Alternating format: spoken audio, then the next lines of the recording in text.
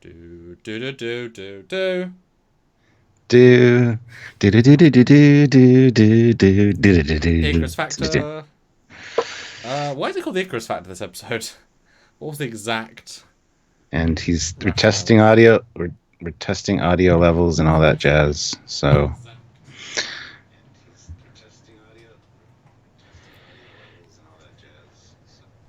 it sounds good. Maybe a smidge loud, but I think maybe it finally got over itself. I hope so. I don't know. Welcome back, Stuart. Or welcome back, Sam.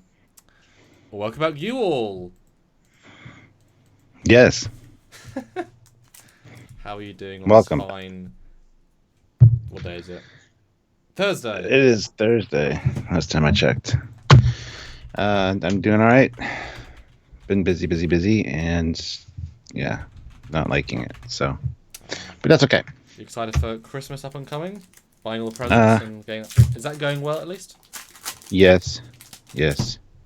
Tomorrow, actually, Sylvia is taking half the day off, and we're heading down to the States to do some shopping and make sure we get some stuff finalized. So That's fancy. yeah, fancy. Is that like a 3-hour drive to the border? Like an hour and a half. Okay. And then we're just going to Port Huron, so it's just like literally right across the border. So it's just...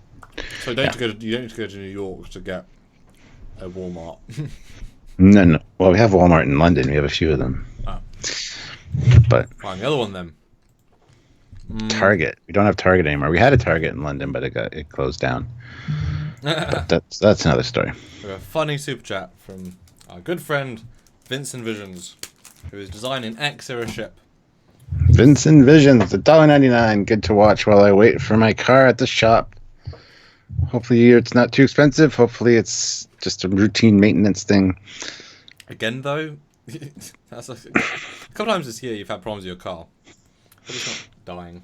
Well, it's always car ownership. You're always going in for oil change or get the brakes done or just pain in the ass. And when you own multiple cars, yeah, it could seem like I always have my car in the goddamn shop. You've heard me say that a few times this year, so. And totaled your car. And then Sylvia's car died for no reason. What was the reason for that in the end? I can't remember. Which one? The last time Sylvia's car, the brand-ish new one, died, and you got it again, but better slightly. Oh, because somebody T-boned us. Okay. Yeah. Okay. So that was really recently.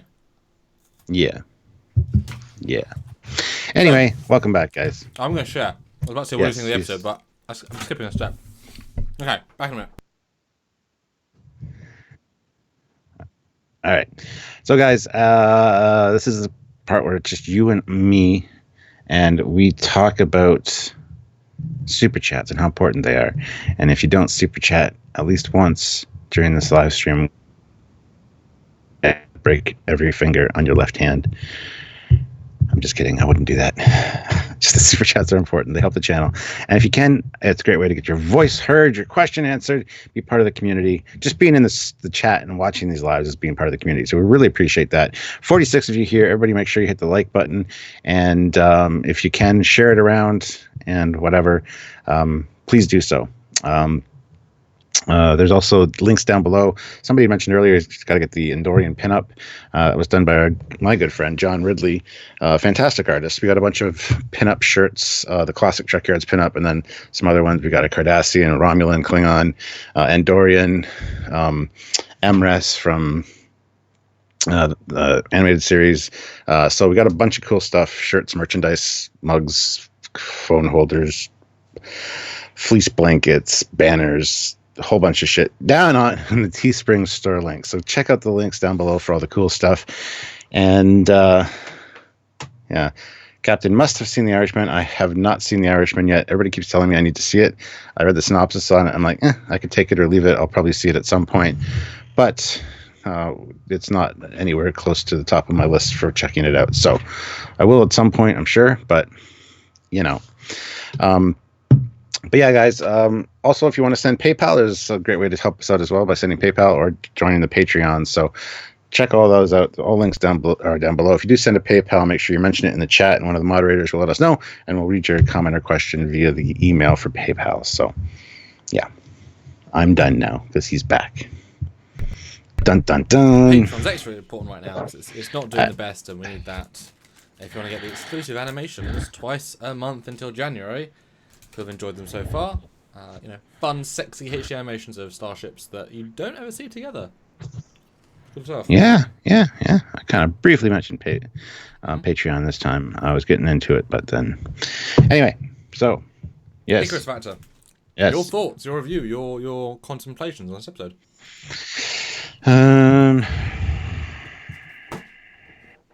I completely forgot about the B plot in this episode, which is funny because it's the one you chose for the thumbnail. I was like, I should have changed that thumbnail to like the jiu-jitsu thing that they do.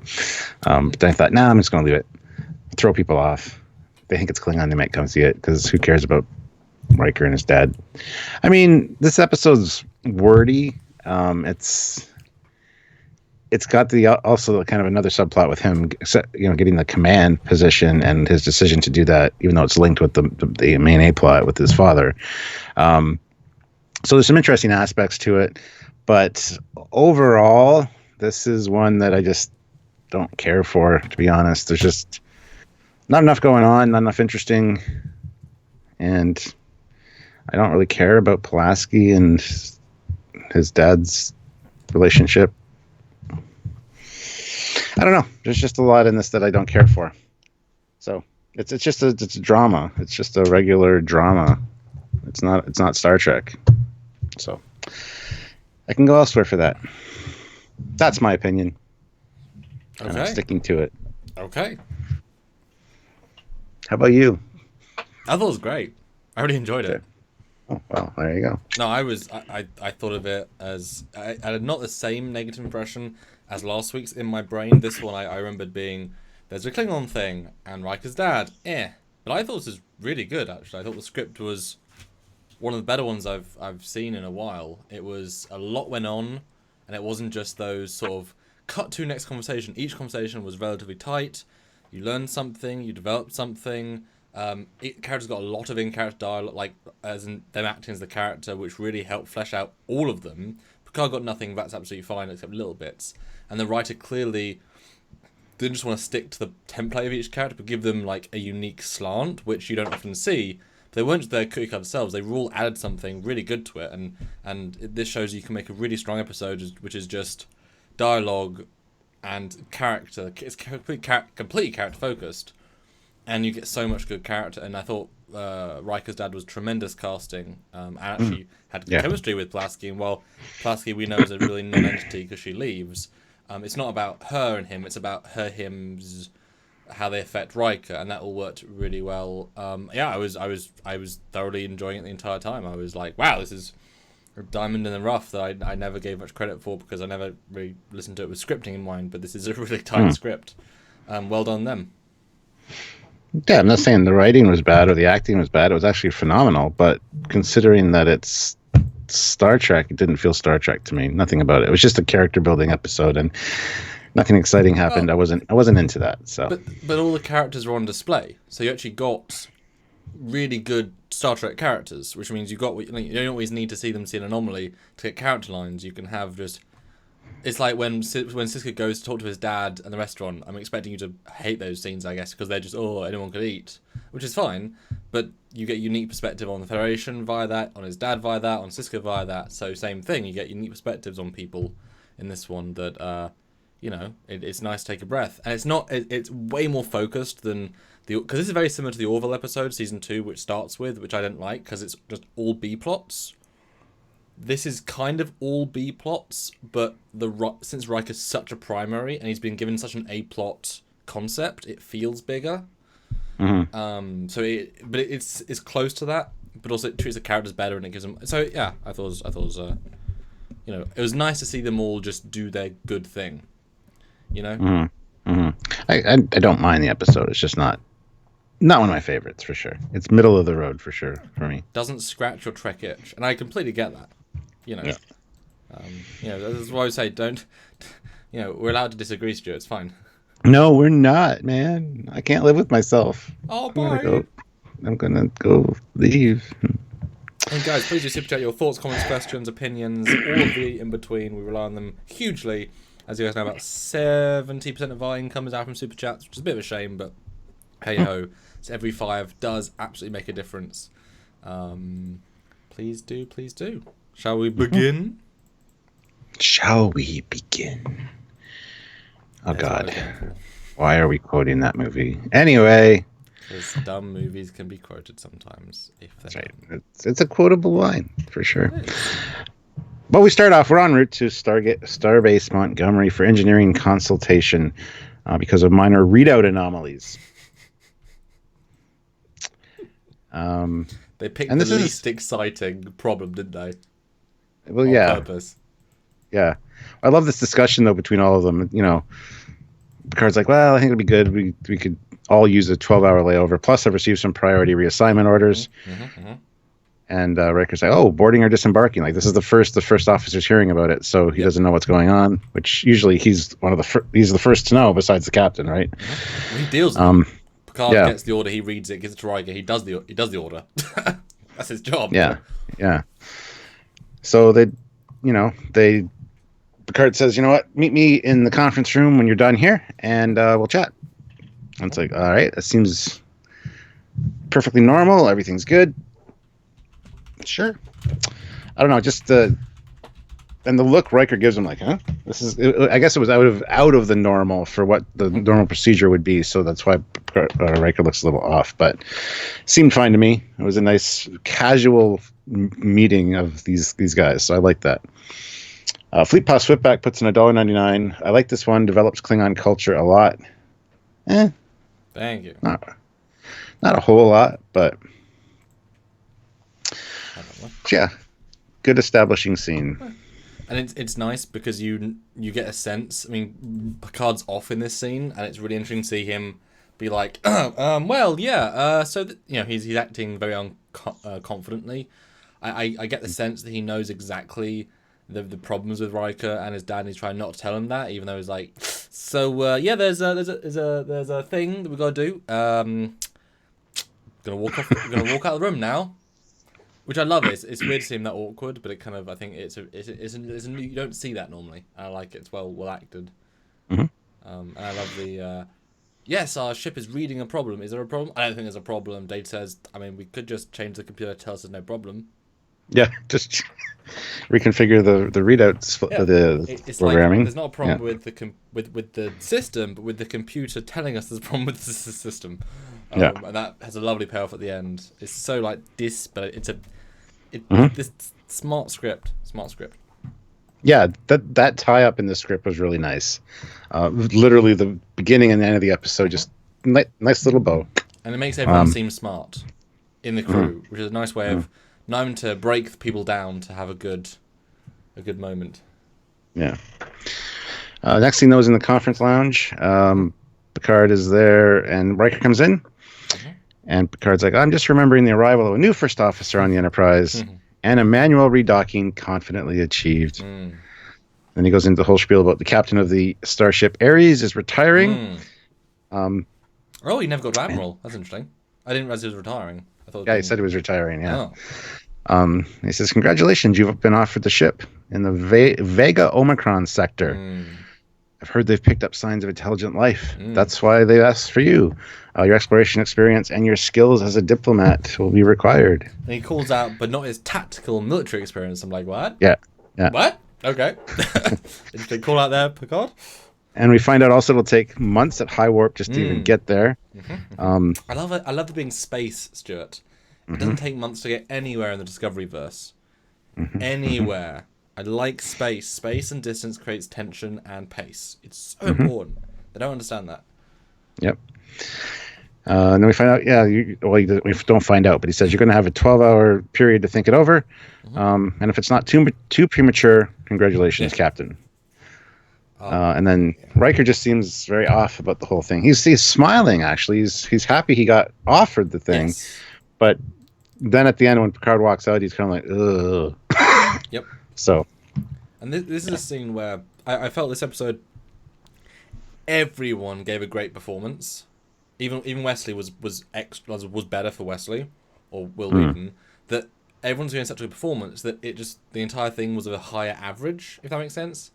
Like these two were having a good moment and they played off well and they gave they're on point in terms of acting.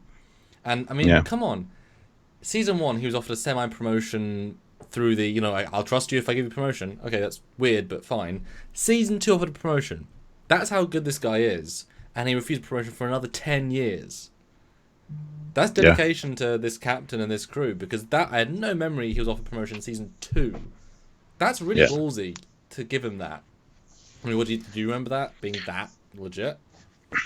I remember being kind of shocked when I was younger watching this that he was already like leaving the show. I'm like, no, you can't leave the show already. What the hell? Yeah. But we don't know how long he's been a commander. Because I don't think he was promoted to commander and then given the Enterprise immediately. So he's been doing this a while. He's in his 30s. I mean, we established that last time. He's still relatively, well, no, because he was a lieutenant on the Pegasus, which was under 10 years ago. Was that long? Was he a lieutenant? It wasn't an ensign. I think it was a bit higher than that, but like a fresh. What was that ensign marker? Because there was him on the colony. I think colony was. Maybe ensign. I thought he was an ensign on the Pegasus. That's why he wasn't sure what to do, and he just kind of went with. Maybe. But anyway, I remember going like, "No, we can't lose another." First after graduation from the academy. Okay, there you go. Yeah. I was like, "Can't we lose another crewman? We already lost Tasha." What's going on? Why are you getting rid of everybody? Well, it'd be kind of interesting if every season we lost a regular. So Tasha season 1, and then Beverly for season 2, and then every year we lose another. Yeah. Picard's the only one. Oh, basically, we're just living out the life of one captain. No, we're living out. Scrolling through his crew. No, he's on Tinder. It's like, nope, not a match. No, it's like when Beverly and Picard, when she's in a warp bubble. It's like that. Yeah. It's like every season we lose some crew, and just eventually it's just him. Yeah. And it's just him. But I think this scene's good, and again, I was really surprised by this. But what a great way of bolstering a character, but without doing it in. I don't know. He feels like he has almost earned it because he's a good character, and we like Riker. Yeah. And Ares is a good name, and I like the fact they call out it could be new life. That gives us a sense of if that's the selling point, then you obviously don't. It's hard to find new life. I like that.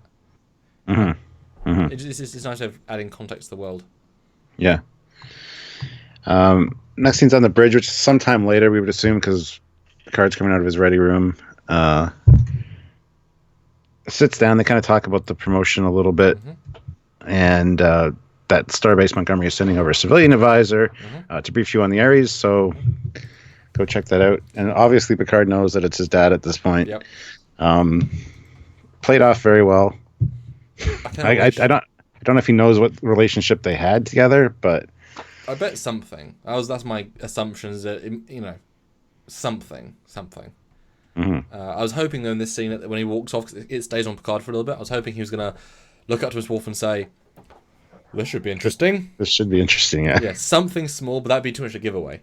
Again, some things in retrospect that help second watching. And so walks in, no O'Brien, despite it being.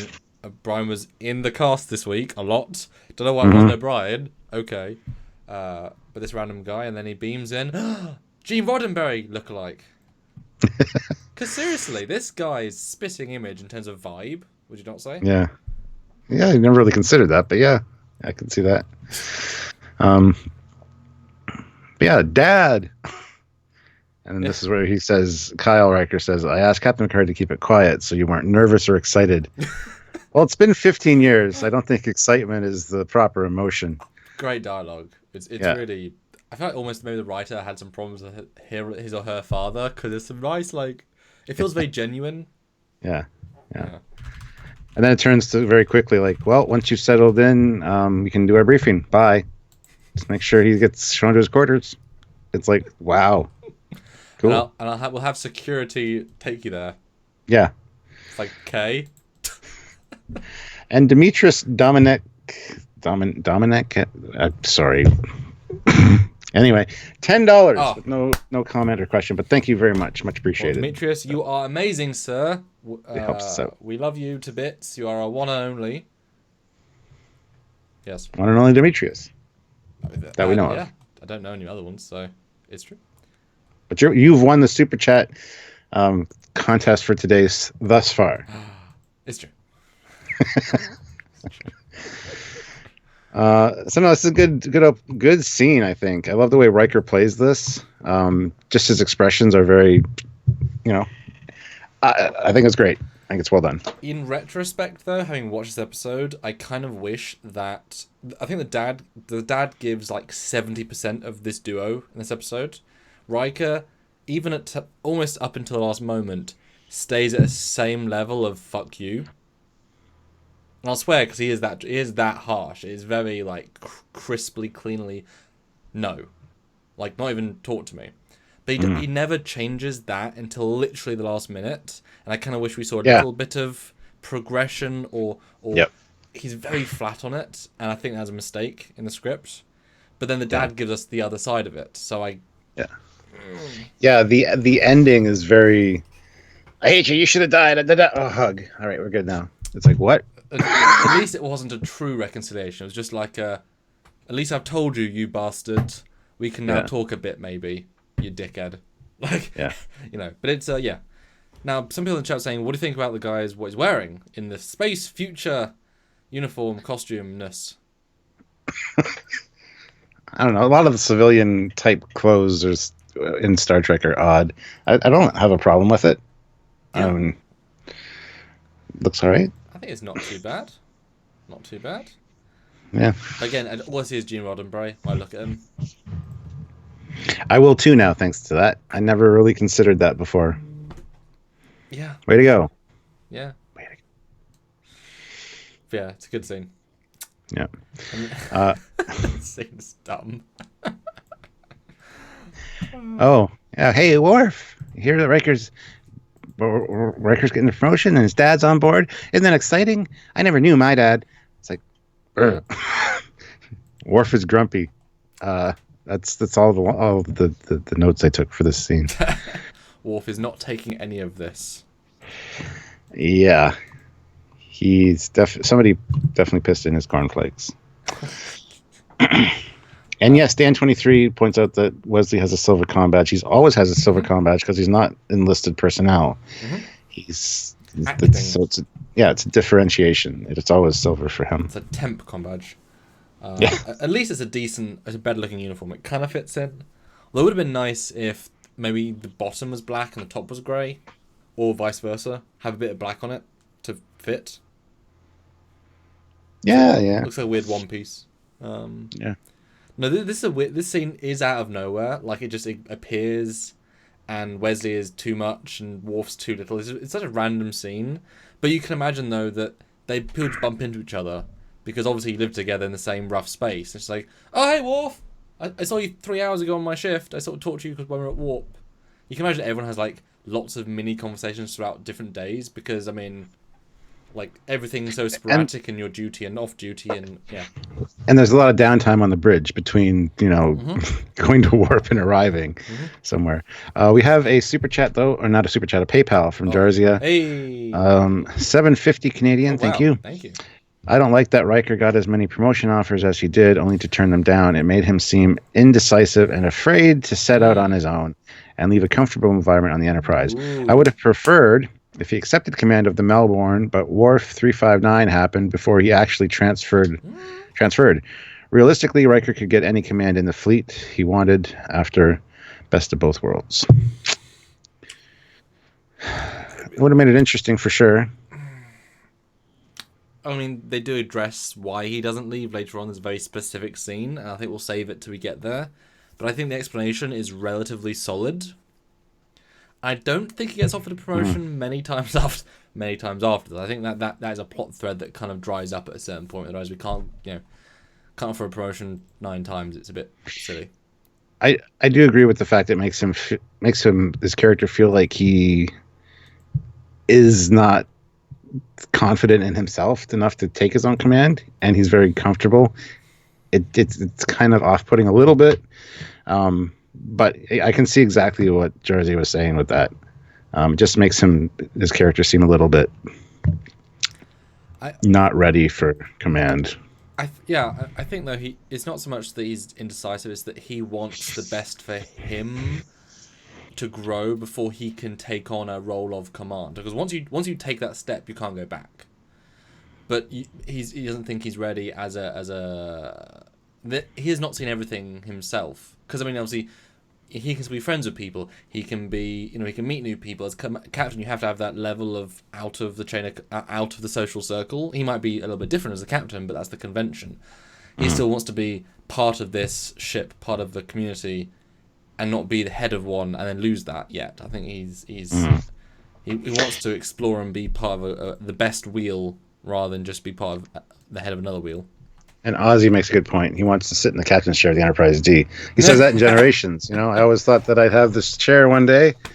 And Picard's like, well, it's broken on the floor. You can have it. Take it. It's good. I mean, he could have just done the Terran Empire technique and just murdered Picard. I mean, it would have been quicker. Now beam up everybody from the landing party, except Picard. Oh, something happened with the transport. I don't know what happened. Oh, I'm a captain now. He's de-aged by 50 years. Oh, no. He can't be corrupted anymore. Oh, no. But this scene with Worf. Brian, yes. Brian, I emailed you yesterday. Yes, it arrives. Thank you very much. Brian he's done some books. He sent me some books and stuff. So thank you very much, Brian Kesterson. Fancy. Yes. Fancy. This scene I think is the most awkward scene in the entire episode, but I think it's meant to be. But anyway, next scene. I like to put the effort in to make an alternate jumpsuit for the Starfleet engineer people of the starbase. Small touch, but it's appreciated. Mm-hmm. My notes for the first part of this is Geordi is pissed also. Yeah. Worf is grumpy, Geordi's pissed. I love Geordi's like, yo, I already checked that shit out. It's like, relax, dude. I get it. Somebody double checking your work all the time, but man, I mean, relax. This is their job. But it's also his job, and theoretically, he's a higher rank as in terms of engineer legacy. Random dude in random starbase versus the engineer officer of the flagship of one of the best ships of the fleet. I mean, he has more experience than these people for sure. And remember, he also has space tech eyes, so he can see shit they can't see. So he's already several steps ahead. And if he doesn't know the problem, and he's a data to talk to, so it's like someone saying, "Don't look at my, I want to go over your entire edit." And it's like, wow, so you have to look over through all the footage and then all the edit. It's like, yeah, but it's ready. They're like, yeah, but let me look it all over in real time. And it's like, wow, great.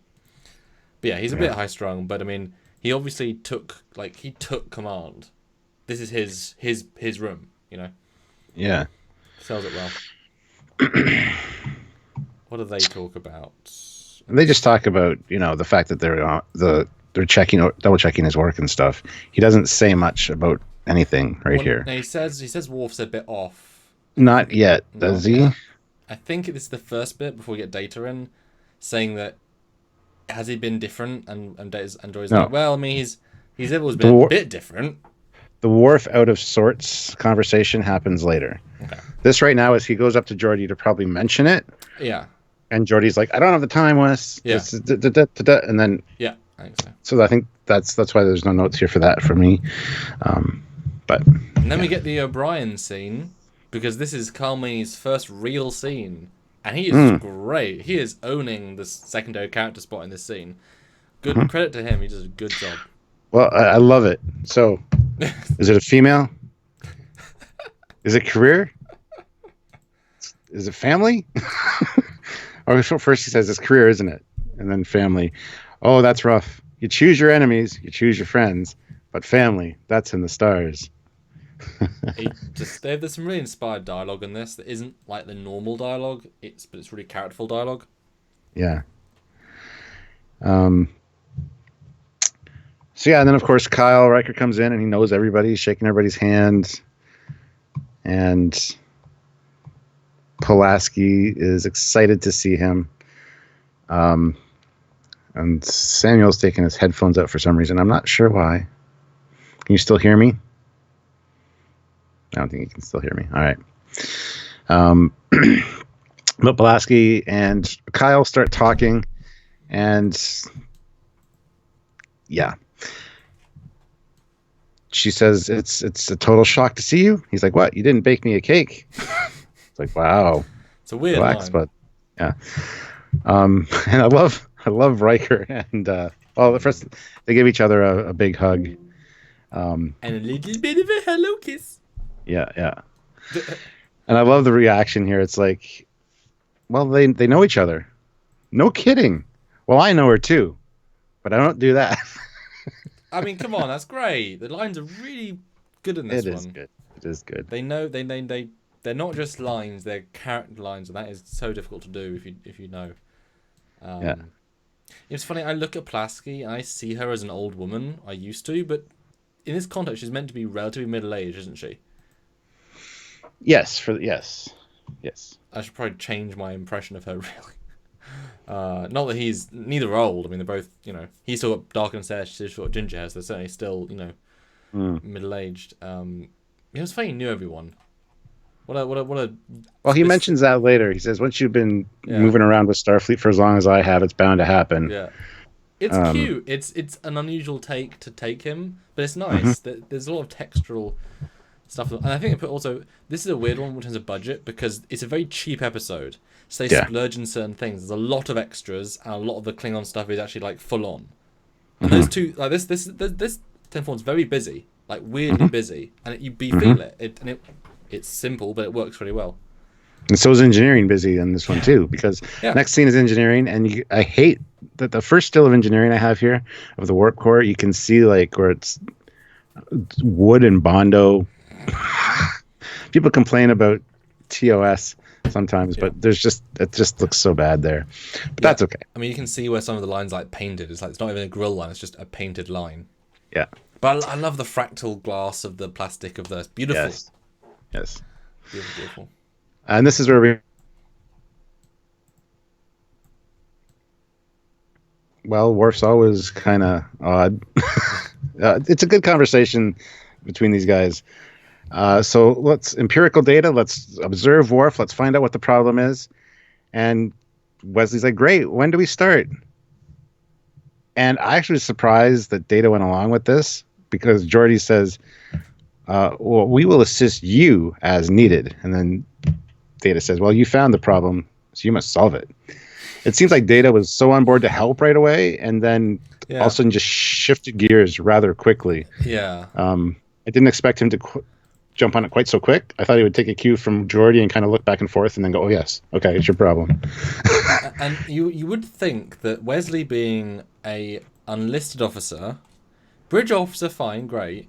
These two are very senior officers. They know Worf arguably better than Wesley. I think it's easy to argue. I was assuming this conversation was going to go, you want to help? No. You're a kid. You don't know him. He could, whatever. We're going to deal with it. You're the kid. But they go the opposite. They say, no. We're too busy. You're the kid. You go do it. It's like, what? I found that, that's not how I thought the scene was going to go. But I like the amusement of them. And you can see the double act of those two actors. I mean, they need to be on Picard together, because they will just own a scene. Hard when Data's dead, but I mean, they would still own a scene. Good choice. It's a fun scene, and I think Wesley's a bit better in this one. He's not great, but he's a bit more natural. I buy it more. Back to 10-4. There's a lot of the cuts where it's just back to the same scene again. I noticed that. Like it's all happening simultaneously. Yeah. But it does feel quite organic for the most part. There's one that I thought was a bit abrupt, but yeah. Yeah, I would agree. So he finishes his drink, I guess, and is ready to walk out. I love that. In my head, I was thinking. So the director said, "Right, Frakes, okay, drink the drink. Like you want to fucking punch him and then do it." It's like, and then just let me say, "Right, okay, and action." Yeah. And that was a 45-second take. Brilliant. Moving on. It's just like, oh my god, but it works. It's a weird choice, but it works. Before he takes the drink, though, he does say to Pulaski that they asked him to come here as a tactical advisor to Starbase Montgomery. So there's that. But Riker gets up and stops at the table. With his very mean face. Like, he's not happy faces. He is all over that this week. Yeah, and it's, you never told me you knew him. Well, it wasn't exactly a secret. It just never really came up. Even though yesterday morning when we were having eggs, you said that your dad never cooked. or always cooked, and I was surprised. I mean, that would be a good time to kind of mention it, maybe. Yeah, maybe not in front of everybody else. I don't know. That didn't play well. In fact, I did do a little bit of research. Although I think I've closed the other tab where the information is important. Damn it! Keep talking. Oh. Riker's like, I'm ready for that briefing whenever you are, and takes off. Then these two continue to have a conversation. Is it true that you got married? And Pulaski's like, again and again. 3 for 3. I'm not complaining. They were each good men, and we are all still good friends. Well, congratulations to you for that, because I'm not friends with my exes. What space future? And then she says, you're crusty. You have a reputation for being hard as nails and getting the job done, but underneath it all, you aren't so bad. Like Stuart. Hey, there you go. Did you get the tab open that you needed? Yeah. So, for context, Times Squared, which was released first, did finish its last draft on 25th of January, 1989. And then this episode was 2nd of February, so they did write the other one first. So it was a reference that they just didn't do the best. Yeah, it's okay. Yeah. It was subtle enough. It was fine. It seems natural enough. So yeah, I like the conversation. It's human. It's personable. I think they have good chemistry. But also they got the age of also they got the experience of saying, yeah, I mean we we all have lots of soulmates. Like, we could have been, and we weren't, but that's okay. It's not okay, but it's okay. Yeah, it's good. It's good stuff. And then Data and Geordi wander into 10 forward, and this is great. This is absolutely great, because there's Worf standing there, and Geordi's like, Wesley should really be doing this on his own. Yeah. And Data's like, but he needs his study time. I can't believe you fell for that. That's I love great. it. It's such a good payoff, because I was like, oh, what a waste of the other scene. But it's a joke. It's funny. It's clever. Because he's meant to be this boy wonder. Yeah. And you can imagine if he said it to Data would relay then to Geordi, and Geordi would be like, oh, God. But then... Well, isn't Data responsible for his studies? Wasn't that part of the deal? Yes. When he decided to stay on the Enterprise? Yes. Yeah. Sorry, Mr. Data. Got lots to do. Oh, that's okay, Wesley. We'll deal with your problem for you. Thank you, Mr. Data. I want to do well in my studies. We have nothing to do here because the engineering crew from the Starbase is doing all the checks. So we're just going to go. Yeah. Yeah. But Worf's likely lonely. We can maybe relieve that anxiety with socialization. And Geordi's like, be my guest. Yeah. So, walks up to Worf. You have friends here. Yep. And then Worf's like, with all due respect, be gone, sir. Yeah. I love these two actors. They are on point here. It was great. But yeah, Worf, I don't know. It's so good. Such a great scene. And it's actually simple. I'm beginning to realize that the more we talk about this is not such a bad episode. I know why you think, like, it's a lot. When you watch it as a whole thing, you're like, nothing happened really, but lots of little moments that are really good happened. Little moments. Yeah. That are fully in story, fully in character, and smart, and that makes a big difference. And he goes back to Geordi, and Geordi's like, well, yeah, okay, we're going to do something else then. That's good. Yeah. Him walking away from Worfo is great. He stops and pauses and looks back. Like, I thought it was great. I love because the thing is, he did just yell at a superior officer. It's like TK TK made a comment. Just found your channel yesterday. Oh, my I'm goodness. glad I did. Thank you for the entertainment. Well, thank you for finding the channel. Hopefully you've subscribed and you're watching all the backlog of great videos that we've done. Yes. Appreciate you showing up for live. Welcome, And Fleet Paw welcome. Swiftback throws in $1.99, 52 Hey. likes. We made it. We'll go again at 100. Hashtag make Fleet Paw Swiftback pay. That's a mouthful. And why do we Jeff had to say? And why do we say likes are important, Stuart? Because likes are important. It helps the YouTube algorithm, lets YouTube know that people like us and want to watch our content. Yes. So even if you're watching this after the fact, hit like. It all helps out. So 87 of you here. Come on, everybody. Hit like. Just the little thumb button. Hit it. Click all of the like buttons. Make a new. I mean, we're here for another hour and a bit. Make a second YouTube account. Click like. Go onto your incognito. Click like. I mean, just keep clicking like, and then find a new account. Yes. Yes. And hit like on any other videos you've watched. It's true. For joining, welcome. This is a great community. Hopefully you'll see us on a regular basis for lives if you're available this time of day, because we do them a few times a week at this time. So it's great to see you. Welcome to the community. Welcome to Trekyards. You are now a Trekyardian. I have bestowed upon you the rank of Trekyardian. There you go. And I'm the captain after all. And if you love Trek ships, that is our forte. So if there's a ship you enjoy, probably if you search Trekyards and the name of the ship, you will find at least one video about it. But this next scene, back Riker, he's going through his past. That shot of Earth, I'm confused about. That's Alaska. Yeah, space Alaska with space buildings. We don't often see Earth. That's kind of one of the things in TNG we never see. Yeah. I was like, oh, okay. And Any thoughts? then, I mean, it's obviously Photoshop, but it's cool. I guess Alaska's a lot more populated in the future, which would make sense.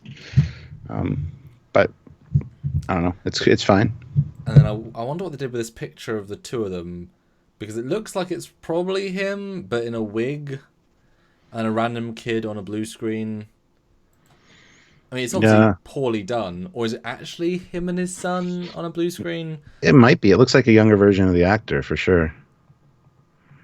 What? It looks like a younger version of Kyle Riker. So it could be an actual photo. Yeah. I don't know. Because the face looks weird, but else this is kind of pre-Photoshop. Although, is this the sort of thing that you think that TNG Remastered might go and do? Like, well, we could just make a new picture. You know what I mean? Like that's what I would do if I was remastering stuff. But at the same time, you want to pay respect to the original people that did it, right? So I didn't realize, but there's in Terminator 2 when they did the 4K remaster, they actually did a digital Arnie's face on a few stunt doubles. Like there's a couple, only like 2 or 3 times you can see it's not him. And then back and just digitally added his face onto the stunt guy, so it blends in. I'm like, oh wow, I would never have noticed that. I'm going to go back and look at this in SD and see if see what it looks like. I'm sure it's the same thing. I just it looks good to me. Quickly continue talking about the scene, and then you can jump in with your thoughts when you found it. Yes. So Worf comes in and says, "Can I have a word, sir?" And then asks, "Is that Earth?" "Alaska. I was 9 years old." And it's a picture of him with the fish. And it goes on to tell the story. Like, I didn't even catch it. I hooked it, but my dad didn't trust me with it, so he took over. But the picture implies that it's a yeah. I know what the picture implies, dumbass. But no. I love the simplicity of that backstory. That tells you so much, so much. Ooh, interesting. Okay, well let's. I'm excited now. Let's see. I mean, I'm half right. The founding picture's the same, but Alaska's different. Which I was not expecting. Let me just pull it up. I think it's the same baseline image, but they've done, more to it, as I'm sure they ran out of time, because as you always do. Let's have a little... Right, so... That's about 4x3, is that you have more space on the screen. HD on the left. SD on the right. And let me just crop it down.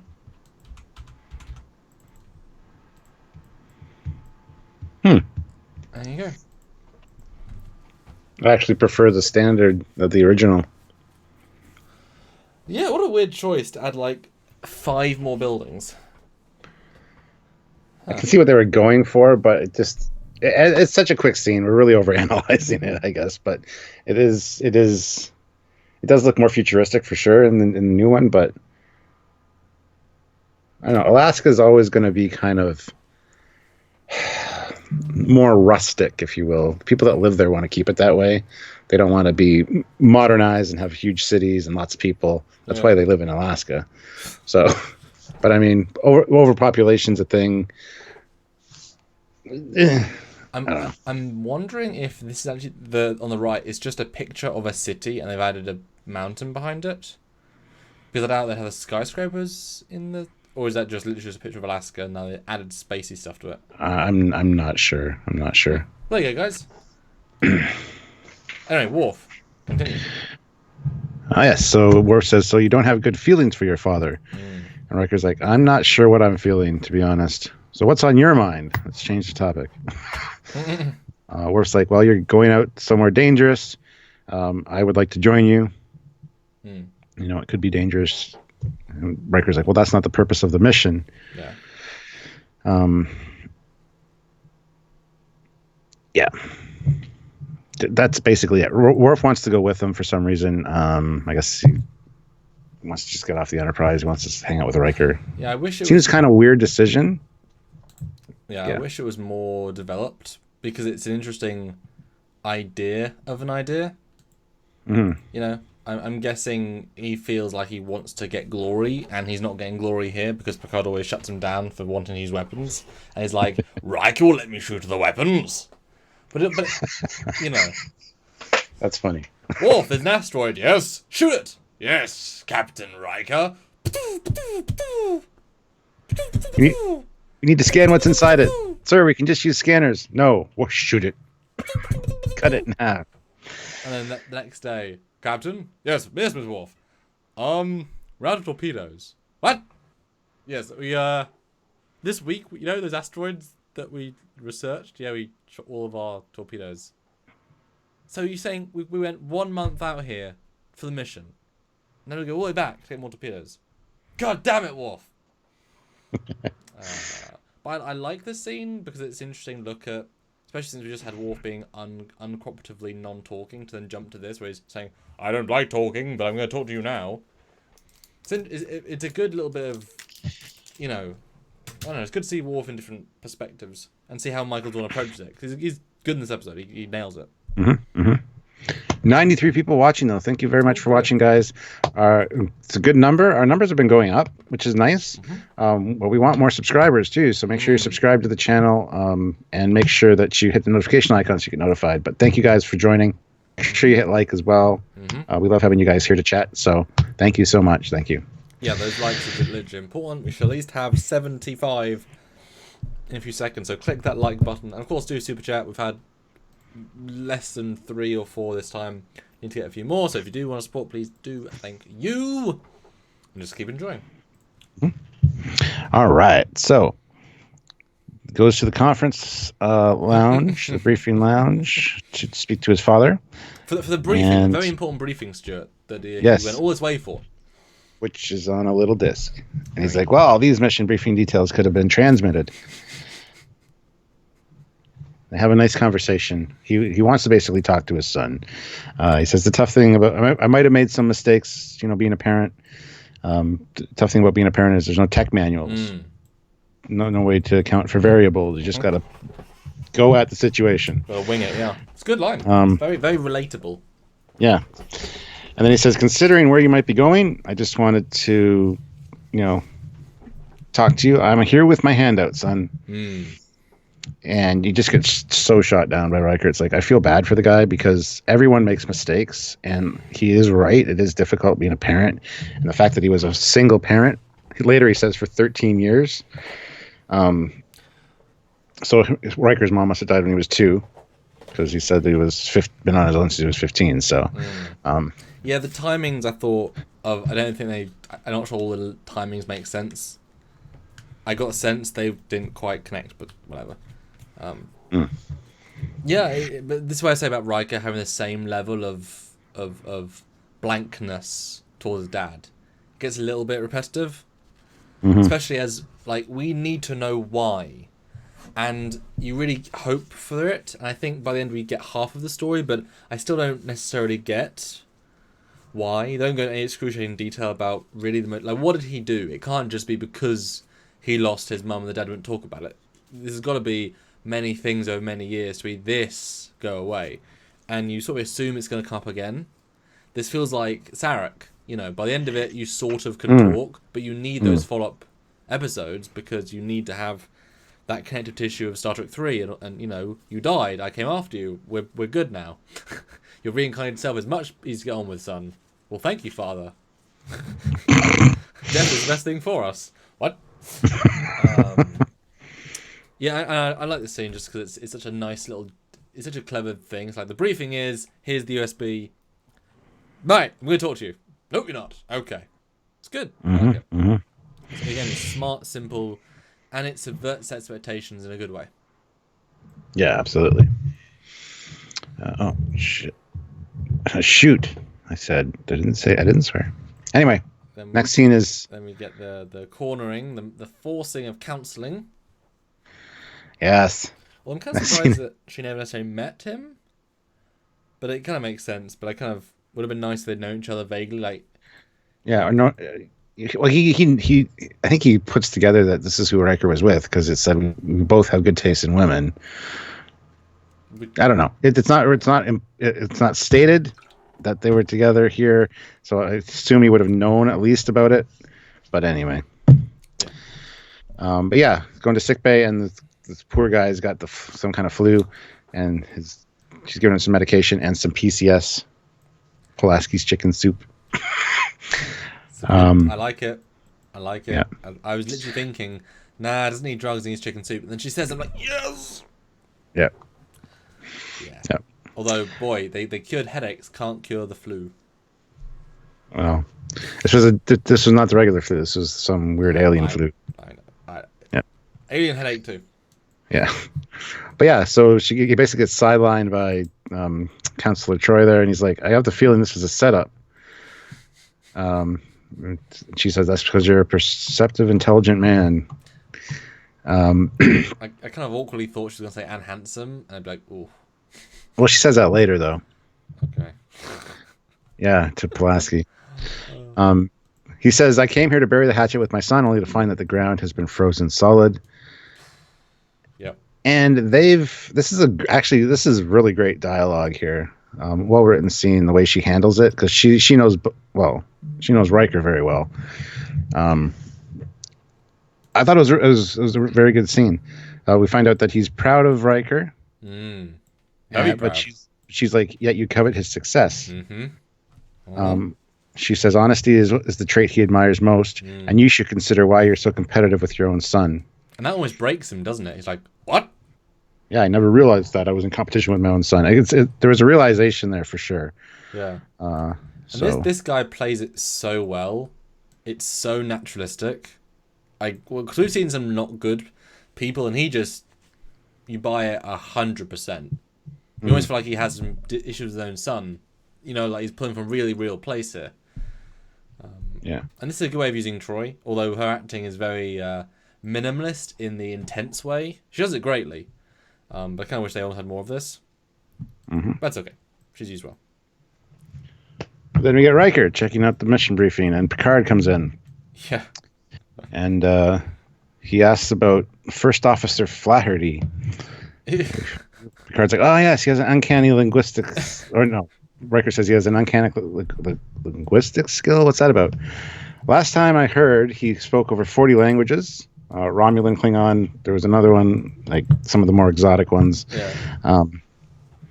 And he'll be very helpful to you where you're going. So he's like Hoshi. That's it, not Yoshi. He's like Hoshi. He can listen to a language and kind of pick up the keywords and get it really quick. But yeah, anyway. So that's just their brief conversation, and then Kyle comes in.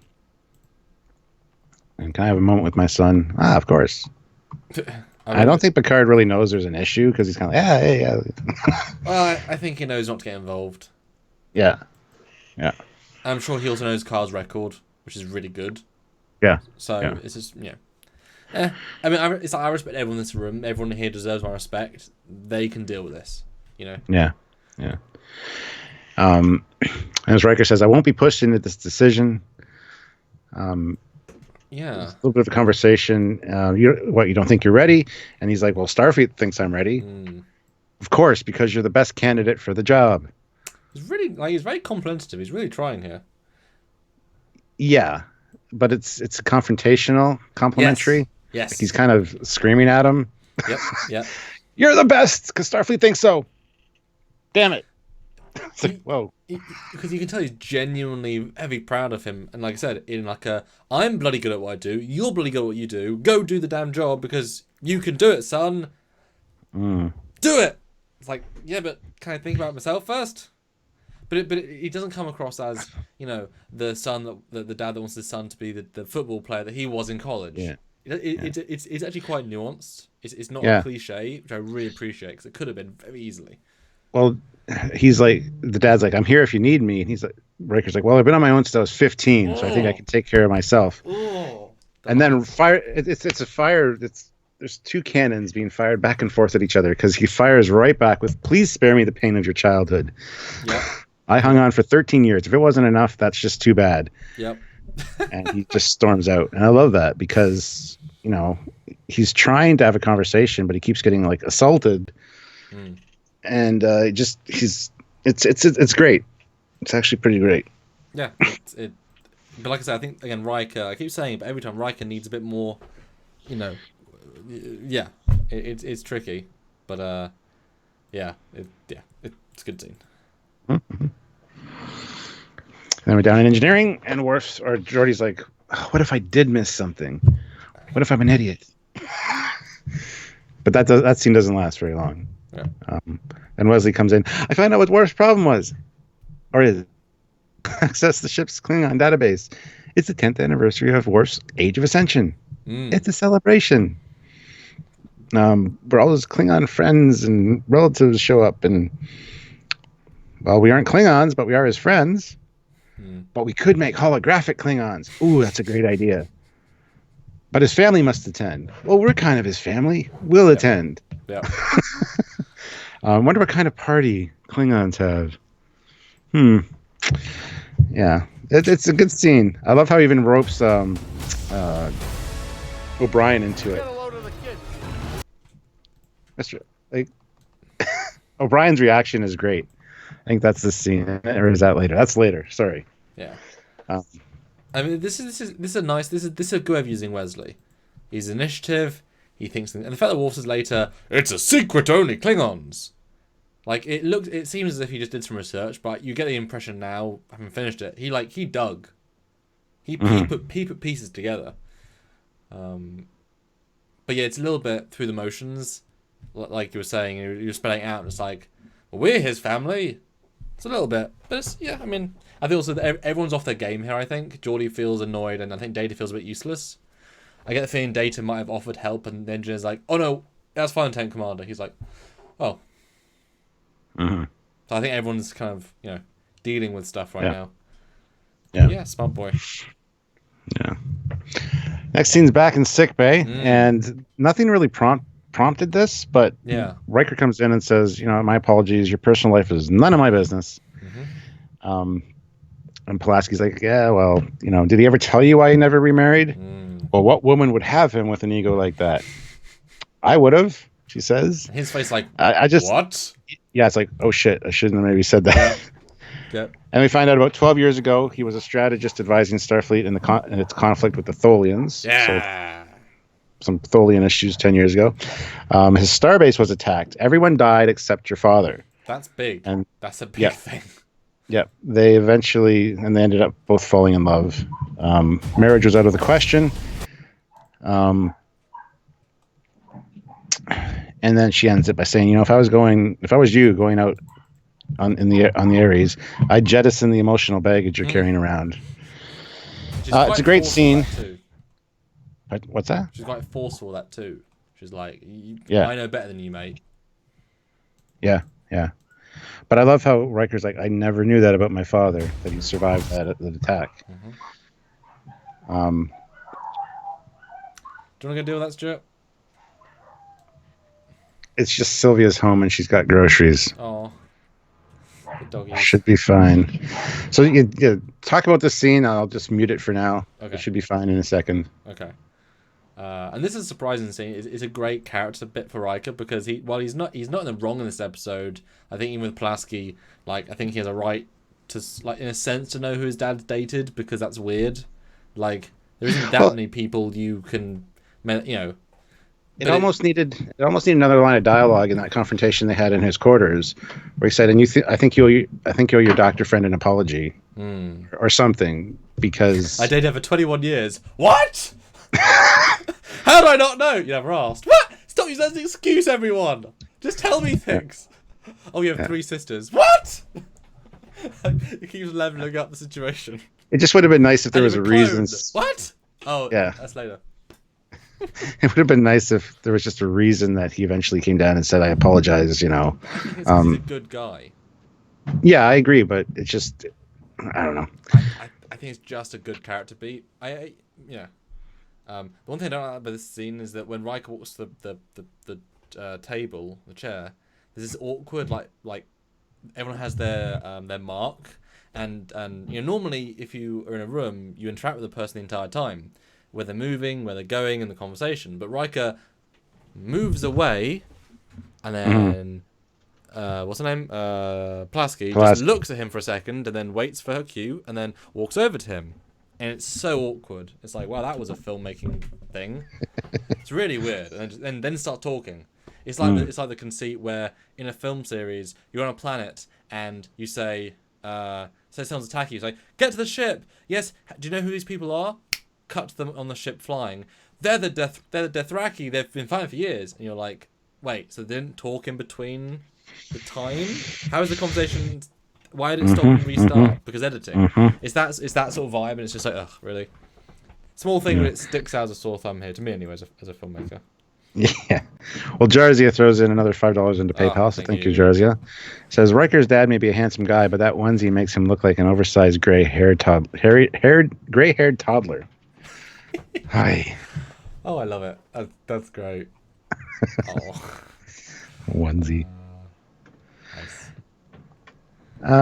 Yeah, this is actually a pretty good scene. I do like Pulaski's acting here. Yeah. And the way she kind of smacks him down. You might be the first officer of this ship, but god damn it, I do know better than you, especially when it comes to your dad. You should just let this shit go. Which is saying, I know him better than you. Look, I know him better. I do, really, is the subtext here. You closed that door. He was in my door, and now I know.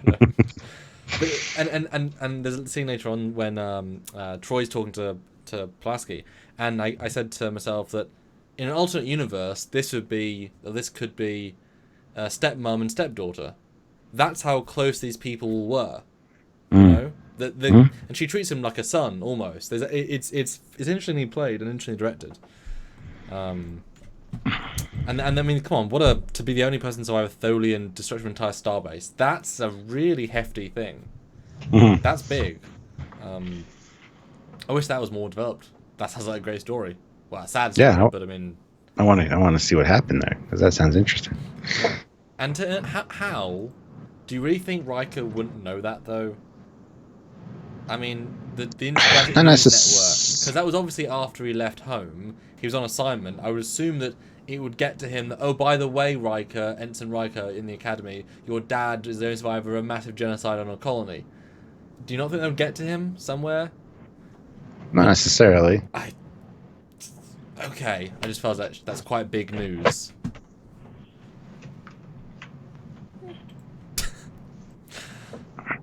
Next scene. Anyway, next scene, engineering. This is the awkward, and we're back to the same scene again. It's like the actor didn't move at all. Yeah. It's an awkward edit. There's a lot going on simultaneously in this episode. Yeah. Talking about the Klingon database, it says it's very specific on the ritual. There's some tests of inner strength involved, including pain sticks, which is outer strength, but that's okay. Geordi's like, he has to be hurt, and we have to witness this. Yeah. It's like, yep. That's the end of the scene. That's pretty much all that happens here. Yeah, they just chose to cut it up, really. There isn't much there. And then That's this is ready. nice. This is another nice people. Although this two shot is very similar to last week's two shot. I felt like they probably filmed a few of these at the same time because it's like the exact same framing. I mean, there's only so many angles you can do in 4:3 in this sort of environment, sure. Yeah. But probably films at the same time. Hello, Jill. Jill 47 is here. How's it going, Jill? Welcome. Yeah, so this is the whole conversation. I'd be a fool to turn down this promotion, wouldn't I? Picard's like, I don't know. And I don't know what you should do. You have the prestige and glamour of a sort. You're a second in command of Starfleet's flagship. Yes. The whole time he's saying this, I'm thinking, yeah, but I'm the captain, so I'm better than you. But anyway. Which he does sort of say at the end. Yeah, he does. In such a great, like, gentle Picard way. Because he does the whole, glamour and fame and the flagship, and then he follows it up by, so you'll be transferring to a rather insignificant ship in a far corner of the galaxy, but it'll be your ship, and it'll soon be vibrant with your command style, and yeah. And then at the end, he's like, but there really is no substitute for holding the reins. It's fun. Yeah. It is fun. It is a great conversation. An interesting comment from Christopher Rollins here, briefly. And obviously you were less on this episode earlier on, so see what you say. So, in an episode with no plot and 3 subplots about mummy-daddy issues, I keep asking myself, what's the point of it all besides lack of budget? Your thoughts there? What's the point on it all besides lack of budget? It's very character building, this episode. Like, it's not one of my favorite Star Trek episodes, obviously, but breaking down the seasons individually like this, I'm really appreciating how great it is, writing wise and acting wise, and character building. Like, you're getting Riker's backstory, you're getting his inner and Pulaski and part of her backstory, and this whole inner struggle of Riker, whether he wants to have command of his own ship or not, and it's actually a lot of great stuff. And the Worf stuff's kind of glazed over. It's a weird it is very much. Yeah, it is very much a small B plot.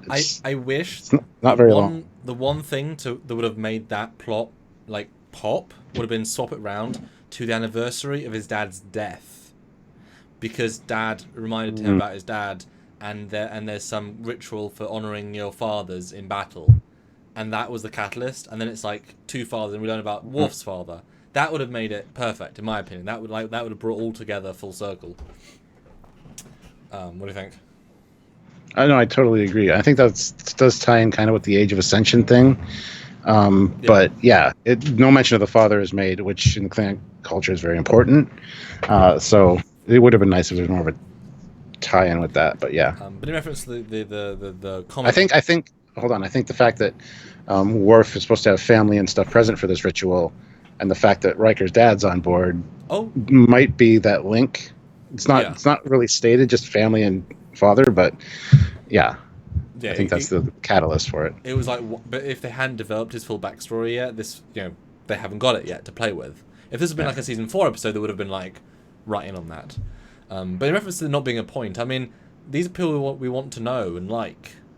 You shouldn't always have stories just about a situation with nothing in them. Like, there was an episode where Picard in the season was basically not like Picard, he was just saying the lines of a captain. And this is like, everyone is so in character and so developed and so having fun with it. The point is the people. The point is to spend time on the ship. You get a real sense of everyone. And it's really... One thing I just realized when you were explaining, you mentioning something in the middle there, about these 2 guys talking.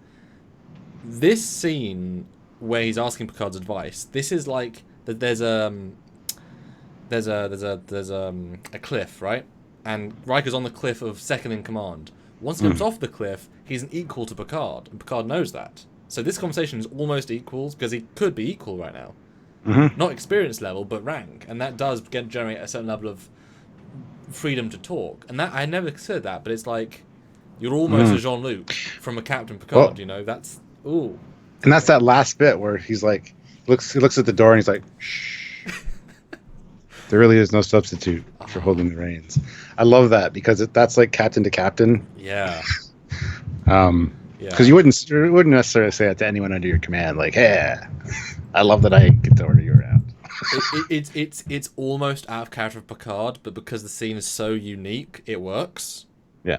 And I wonder whose choice that was. Was that the director's choice? Was it in the script? Did Patrick decide that? Because it's a weird thing to do.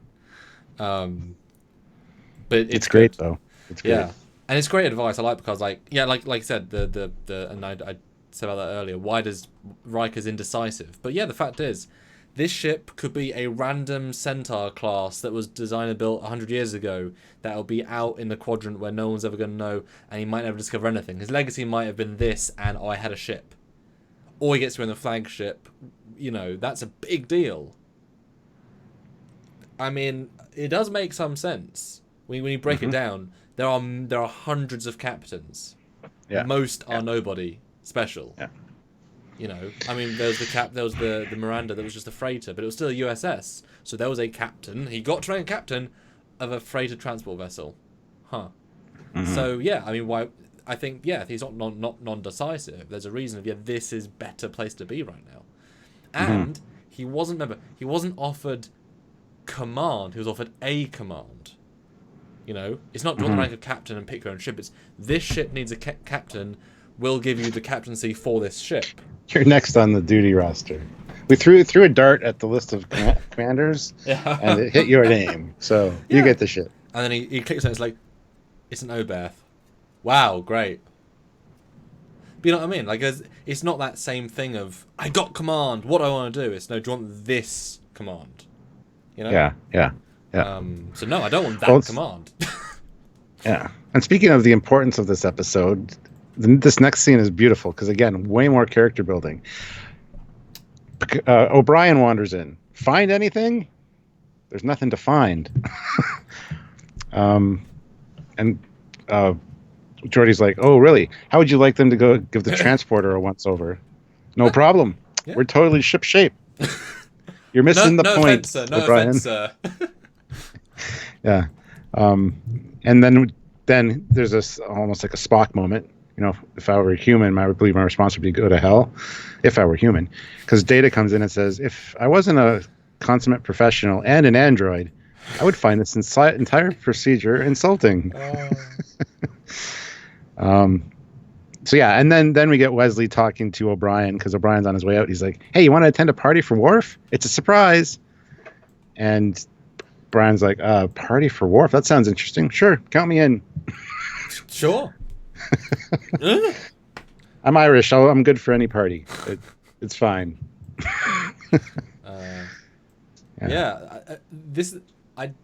It did almost feel out of character for Data. This is what I mean by they pushed the bound. They weren't just lines; they were character lines. They pushed a few boundaries of what people would say and do, but they're almost Orville lines in terms of the context of how like straight laced the show is. Like that's a weird thing for him to say, but the fact he said it is really interesting and it works in this scene. Yeah, and I mean, come on, what a great job Carl Meany in fact was given all this to do. Is random, and they give him Chief, call him Chief. I don't know if that's been established before. And it gives, already he now knows, con officer, like he's friends with the con officer, chief engineer, must be friends with Worf and Riker and Wesley. I mean, he's got some high up friends, so he's now in the top tier of the poker game if he wants to be. Is the vibe you get just from this. It's good. And Fleet Boss Swiftback puts in $2.99 and says this episode is what made O'Brien. I mean, yeah, it was definitely a huge leap in the O'Brien character for sure. Right. Guys, then we get 81 likes, 105 people watching. So please do click like. Yes, please Thank do. You. And feel free to super chat, guys. It really helps us out. So if you can, please do. The next scene is in Counselor Troy's office. First time we see it. First time. Yes. And how plain it is. Yes. Never impressed me, as I said. You're here to say goodbye. I don't like goodbyes. How about until next time? And then my notes are literally feelings, blah, blah, blah. For the rest of the scene. So it's the whole, are you sad? I'm sad. And then whatever. I do think the acting here is good. It's not over the top. It's actually quite restrained. It's appropriate. Yeah. I mean, it does make you realise that, they had a thing. You kind of wish they explored it even a little bit in the show. you know. But it's nice, it's sweet. I like the fact she can't read his emotions because she's so emotional, and I think she's trying not to. Though she wants him to talk to her, have that interaction, like because there's a different. Yeah, she knows that for humans, the interaction is what. Yes, you can feel a real emotion, but they also have to process it through words. Often, you can feel something, but until you express it, you can't express it. Yeah. And Jarzia throws in $2 Canadian. Hey. Personally, I'd argue that the wounded made O'Brien O'Brien. Well, That's definitely one of the. Yeah. But this turned him into a memorable character from being one of the several extras. I'd just like to know how his interview for this job went. Like, you're gonna kind of be a regular, but not really, because moving forward, he's not in a lot of episodes. But it's. Well, I listened to Carl explain this once. Carl Meany, he said that he was hired for the pilot, didn't expect to come back because he was a one-off. They asked him back, and they made him just because they liked him. He had a personality with the people behind the scenes. They liked his vibe, and they wanted a distinct. They wanted him to keep his Irishness, so that was another it was another ethnicity, another vibe to the show. It wasn't just because he went in he went in with an accent. He said I could do several accents. So no, we want your, and they almost tried to get him up the accent, his own accent, to make it more. He was like, I'm just gonna stick with the real accent I have because it's more genuine. It's not me faking being more, Irish. And then he was brought back, and then they liked him, and so he was just like, oh, I got called back again to be part again, and they just fat there's an extra character they brought, there's an extra space in the script, right Carl in, we like him, he's fun on set, so it was never like we want as a major, they just liked having him there because he was a good secondary. Plus, it builds a sense of the main crew and then other crew members that you interact with on a more regular basis, and then the lower decks one, so yeah, I like that. Yeah, it just liked him as a guy, which is great. I mean, and then it's always a great story when it goes from that into series regular that is arguably one of the best of that season in terms of acting, and that's great. What a lot, Yeah. But then the actual confrontation scene. Yes. They're yelling and screaming at each other. Yeah. And it basically, too bad there's not an Ambu-jitsu ring nearby. There is, deck 11, or deck 12, gymnasium. It's like, all right, cool. We're going to see some shit. This is again where I have the problem with Riker. Same level. If he'd built to this, yeah. Or I assumed that he was actually, because I don't remember the episode that well. Like this was I was really watching for the first time again. I knew the beats of it, but I didn't know. Yeah, I was expecting him to be a bit more like, I want to talk here, because he just talked to Deanna. You'd assume that off screen she helped him with something, but they haven't moved in position. With something. A hard problem he's having that he's been dealing with his whole life. That just, I don't know how to make that even more sexy. Anyway. And then Pulaski tells him off? Yeah, what about this Ambu-jitsu match? Oh, yeah. Don't worry, we've been doing this since he was 9. What if you get hurt? Well, I happen to know a good doctor. Ha ha ha. But Will is in his prime. Not to say that you're old, but you're old. He's never been able to beat me.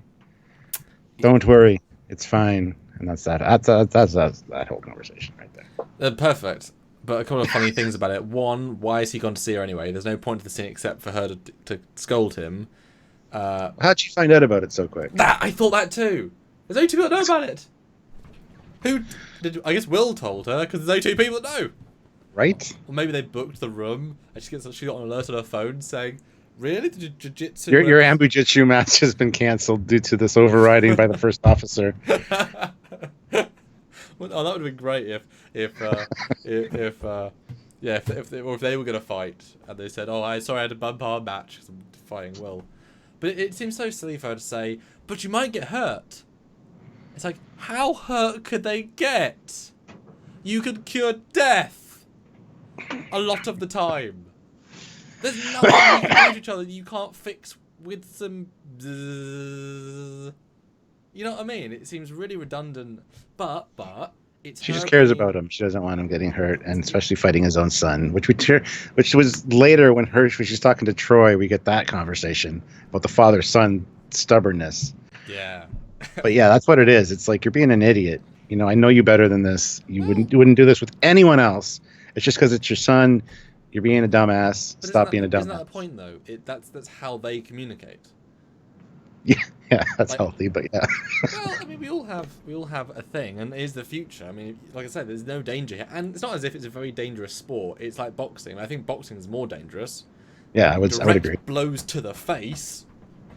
Um, but I love how, again, the whole performance in the episode is nuanced for everyone because she's now gone instantly into this nagging girlfriend role. but it works. It's like she did this for years clearly, and she cares about him. She has to deal with this, but it works really really well actually because we all have the friendships that when we see them again we just reset to how we were. They do that to a T here. It's lovely. Yeah. I love it. Yeah. So that scene is just kind of it's a great confrontational scene. Shows them why maybe they didn't get along so well as far as relationship wise, but I think it's great. Moving along though, Yes. we get the holodeck and are introduced to the ritual chamber for this ascension ritual. They pull up the Klingons that you need, and then they're walking around talking about the pain sticks. And O'Brien's like, I once saw one used against a 2-ton rectine meters at the slightest touch, then died from excessive cephalic pressures. So basically, its head exploded. Oh, Jesus. And she cuts him off. She cuts him off before he can say more. But it's great. This is how you turn a dull scene of look at this room into something fun. That's what it is.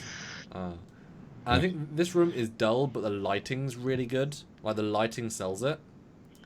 And What's great, yeah. And the way these Klingons, it's like because we have a joint chat. It's like the the Star Wars land with all the stormtroopers in the hangar, the new ride, and they're all just puppets or static. This is what it kind of felt like for this. It's like, I mean, they're not real people. They're just there until they have a quick motion. But if you have lots of people, it makes a good effect. And this has this is the most Klingons we've seen on the screen since Star Trek 3. And one of them is what's this? I can't remember his first name. His last name is Tesh. He was the host of ET. Cool. Anyway, yeah, he's one of the Klingons in this. Nice. And apparently the boots, they couldn't find boots in time, so the boots they're using are for Planet of the Apes. I mean, that's one of the little facts that is. I mean, they look like rolled normal out. boots that they've used. Well, That's interesting. Maybe I guess they just use them from then on. Although I thought when they go across the pain sticks, all I thought was John Tesh. Tesh, sorry, that's his name. Sorry. all I thought while going across the guys was pain stick penis, pain stick penis. They're just penis shots. Like they're all perfectly framed. You know what I mean? Is there one bulge or two? That's right. There's only one because this is real. These are real Klingons. But I mean, it's such crotch shots. and these Klingons. Maybe those are all pain sticks though. No. And I felt sorry for these Klingon guys because almost none of them get close-ups. Like over half don't get close-ups. They put a lot of hours into makeup, and the entire introduction is look at their crotches. Well, Tesh got a close-up when they're actually stabbing the paint sticks. Yeah. Like 3 of them did, I think, got close-ups. But so for 8, well, I guarantee it was a single afternoon. I mean, they got makeup for one day. I mean, oh yeah, for sure. So it wasn't that expensive. But this is where the budget went because it's a lot of money on screen in one go, even if it's not doing anything. Yeah. Yeah. But then we see Troy and him walking down the hallway. Troy and Worf. He's like, I'm in no mood for games, especially today. Yeah. And she's like, I know about the Rite of Ascension thing. Well, how do you know? It's only known to Klingons. Well, a certain resourceful ensign. Yeah. I expected him to say, the boy. But no, he says, Wesley Crusher. But the boy would have been better. But that would have sounded too much like God of War, the latest God of War game. Yes, Hey, boy. Because they were that forethought, ingy. Right? I kind of hoped because he's in such a pissed off mood that he was gonna say, "I will kill him," Yeah, something like that would I have been really good. hope that was. Like, obviously, he's joking, but I really hope that would be a thing. That little shits. Yeah, that. That. Anyway, Yeah. so she doesn't want to go in. She wants no part of it. He's like, "Are you not coming in?" She's like, "No, thanks," and she walks off. It was a great scene. I give him credit. We've seen a few of the holodeck like sub. This is a fake corridor onto a set. They've lit this so much better than season 1. Like that was a badly lit side holodeck. This is exactly the same as the main set. Really good job there because it's basically. I was like, oh, is this a green screen? Because that shot of him on the door looks kind of fake. Mm-hmm. And then nope, he walks through like he always does, and it's like nice. But my last note here, I don't know who says it, but it says the true test of a warrior's strength is to express his true feelings under extreme duress. And then we move on to the next scene, which is all that pain. Oh yeah, this is the scene does continue. Sorry, yeah, I didn't make any notes for it because it's just pain sticks. He's reciting all this stuff. I didn't write any of it down, but yeah, he's watching him walk through this gauntlet, and at one point when he falls down, Pulaski wants to run up to him, but O'Brien stops her. I don't know about you, Stu, but I remember this being a much bigger scene, like part of an episode. I don't know. No, I didn't think it was much any bigger. That's why when you use this for the thumbnail pick, I'm like, I don't think he knows what this episode's about. I did. It's more for grab people, Stuart. It's in the episode. I'm not lying. True. But like, this is a big setup for what is one scene, really, and it doesn't. I don't think it goes as extreme as it could do. I think he should have been more, because all I could think was, the holodeck simulation protocols stop it from actually hurting that much. Mm-hmm. Like, did he actually do one? Because he was, like, he's over 30 at this point, I would assume. So his parents were already dead by his last rite of ascension. So that was clearly on Earth, in Russia. Like, he hasn't had one, I'm assuming. So he doesn't know what they're going to feel like. So I'm saying, this hurts. And he was unprepared. He was not. Yeah. He didn't have time to gear up for this. He got intercepted in the hallway. Yeah. I thought the same thing. Like, this is something you generally psych yourself out for, to get ready for. Yeah. But he was really taken unawares. So.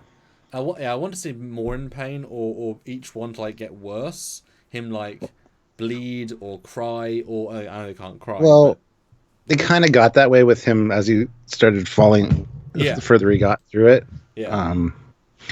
And at the end, he's thank you. That was a good line. That was a smart line. But it feels like that. It's the sort of thing. It feels like the sort of event where you get dressed up in suits and beautiful dresses. You go to a venue, and the actual event is less than 5 minutes. It's like, oh, it's beautiful, but I guess we're going home now. You kind of feel like that for this. Mm-hmm. Yeah. You almost need another step where someone just stabs him with a knife.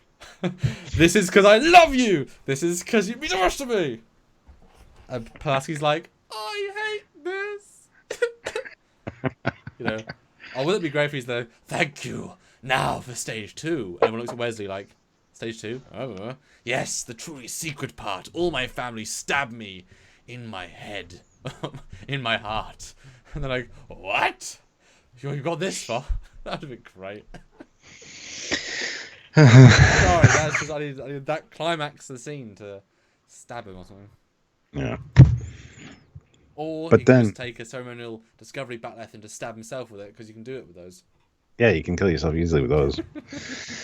But yeah, the next scene happens later because Pulaski's there, and her and Troy are in the briefing room, and we're having a whole conversation about human males, how they're unique and stubborn. They treat their sons like children well into adulthood, and children, always go against what their expectations, their parents' expectations are of them. It's like they never grow up at all. Well, maybe that's why we find them so attractive.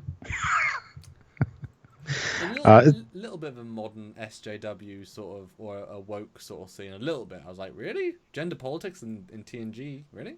Okay. Yeah, a little bit. Yeah. A little bit.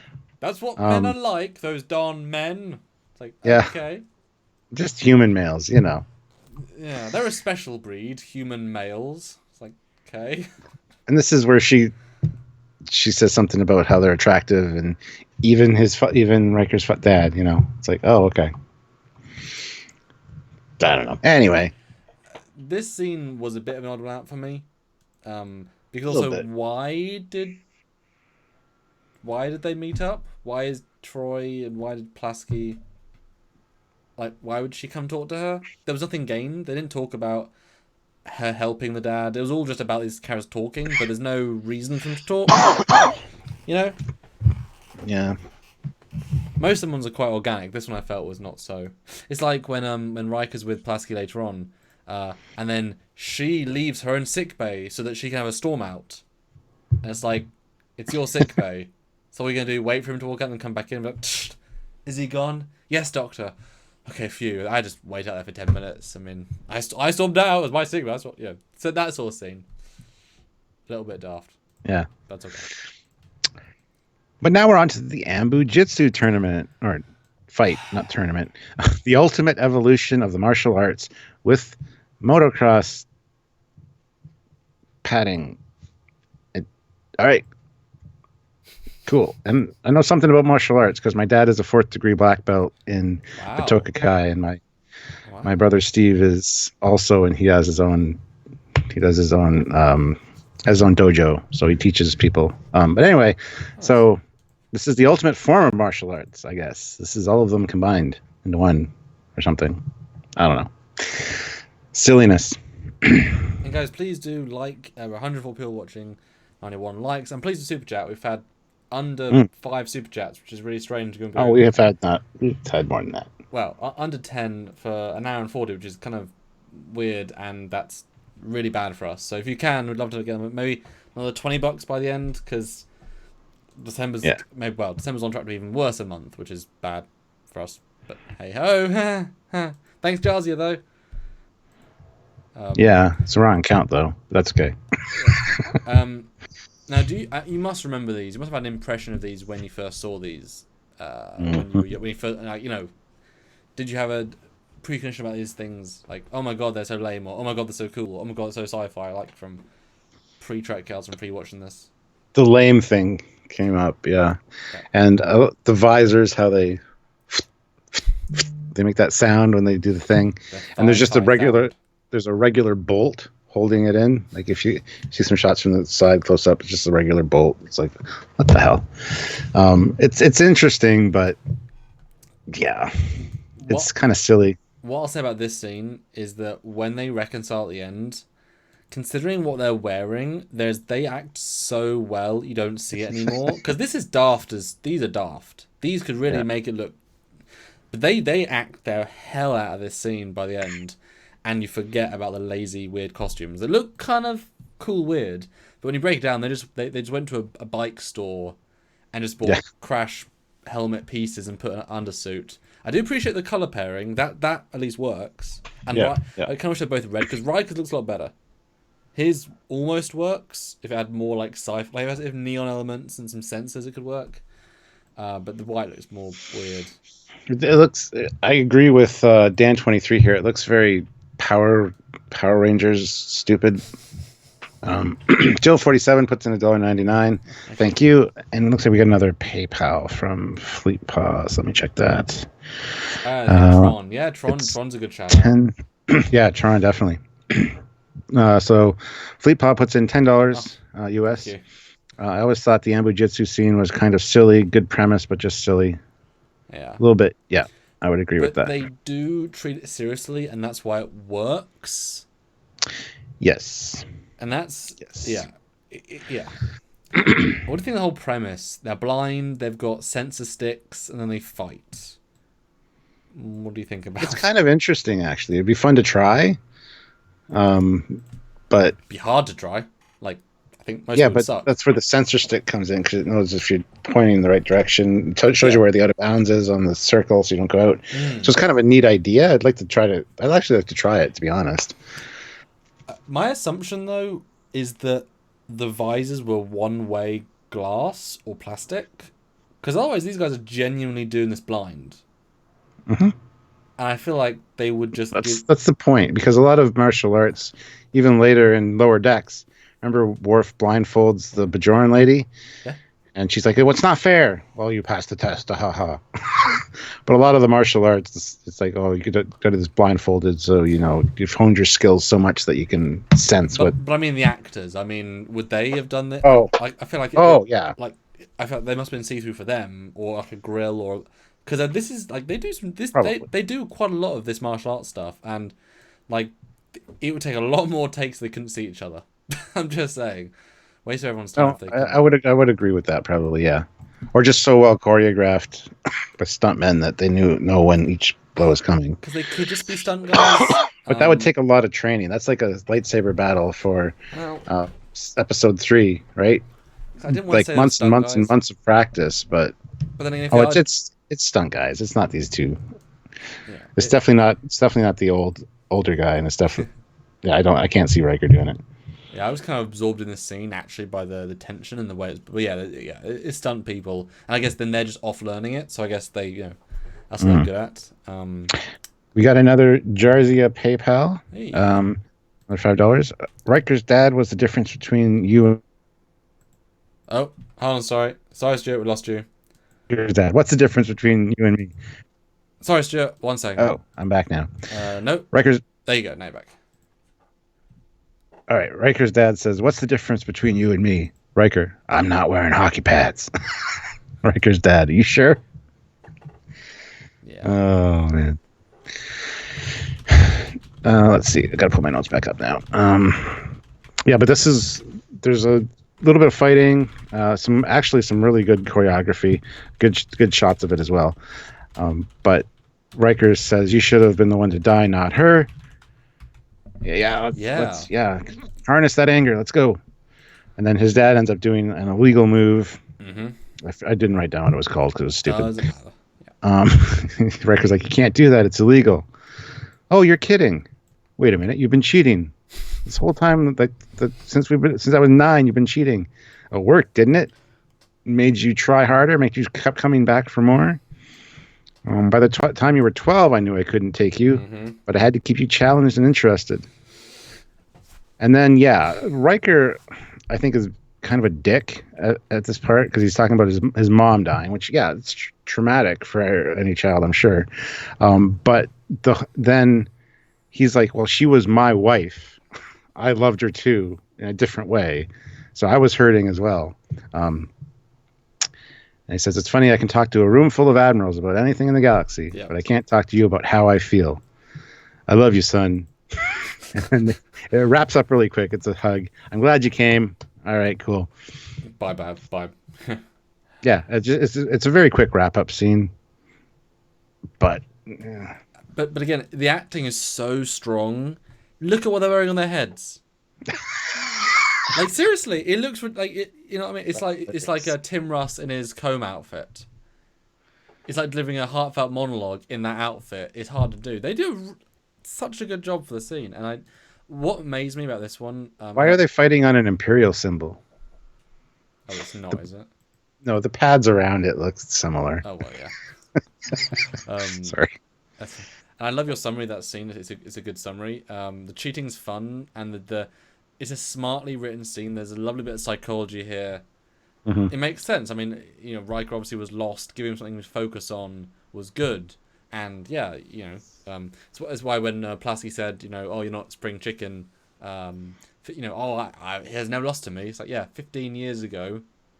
Yeah. A bit rusty, I'm sure you are. But I thought it was very strange that Riker just yells out, I wish you died, not Mum. It's like, yeah. Where the hell did that come from? That was a very bizarre choice of sudden, like, literally went from 0 to 1,000 and then back down again. It's like, what? Yeah. That was the wrong choice, I think. We needed to get there, but he was he was jumping. He was not letting anything go in any of the scenes, and suddenly to go straight to the problem. Like, we needed the resolution, but to go straight to it felt very abrupt. But like you said, I loved the guy's reaction. You knew her for 4 years, and you barely remember her. I knew her for 10 years. I fell in love with her, asked her to marry me. We had a kid together. Are you kidding?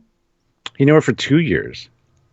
2? He was 2. Damn. Because remember, he said, I stuck around for 13 years. If that wasn't enough, I don't know what was. And he hadn't seen his dad since he was 15. So his mom died when he was 2. He didn't know his mom, essentially. Yeah. He just knew the pain of people telling him that he lost his mum. Yes.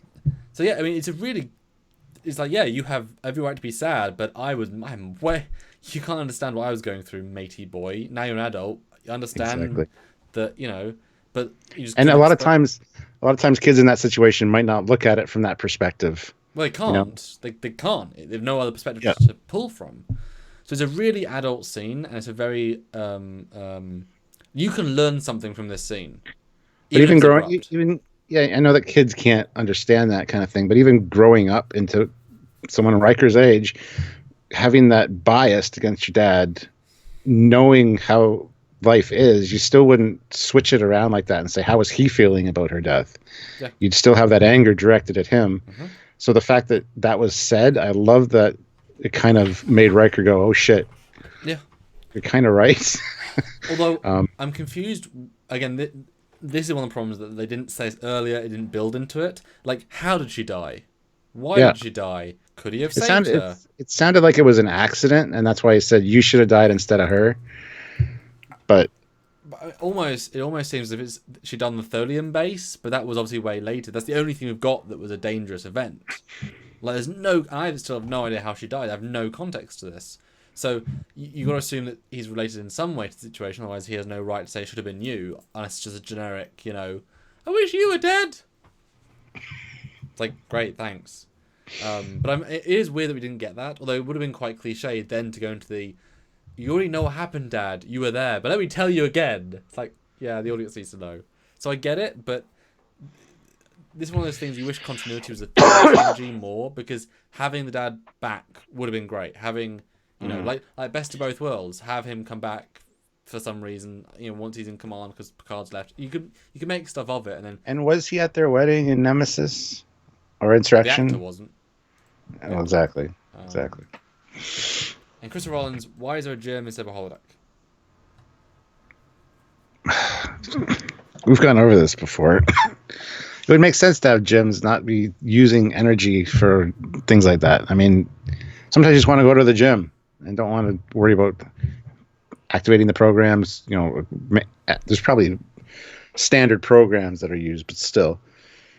I have no issue with there being gyms on the ship. And Bradley Briggs says, so redress, because the balcony, yes, it's the shuttle bay.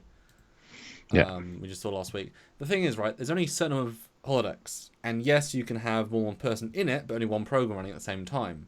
So there's only a few things. I'm sure some are, people are running training missions on, like I'm sure senior officers get some reason to use them. They're not just leisure machines. That's not what they're there for. They're there for a multitude of reasons, And I'm sure I'd love it if they said like a breakdown of, if we have all 6 holodecks up, we can only go to warp 6. Would have been kind of like to think of it as being that, intense, because you would assume the more complicated the program, the more power requirement, the more, but it's like, yeah, it's a big ship, we have rooms that you can just go to 24/7, it's like, why wouldn't there be a swimming pool? I mean, you want to go at 3 a.m.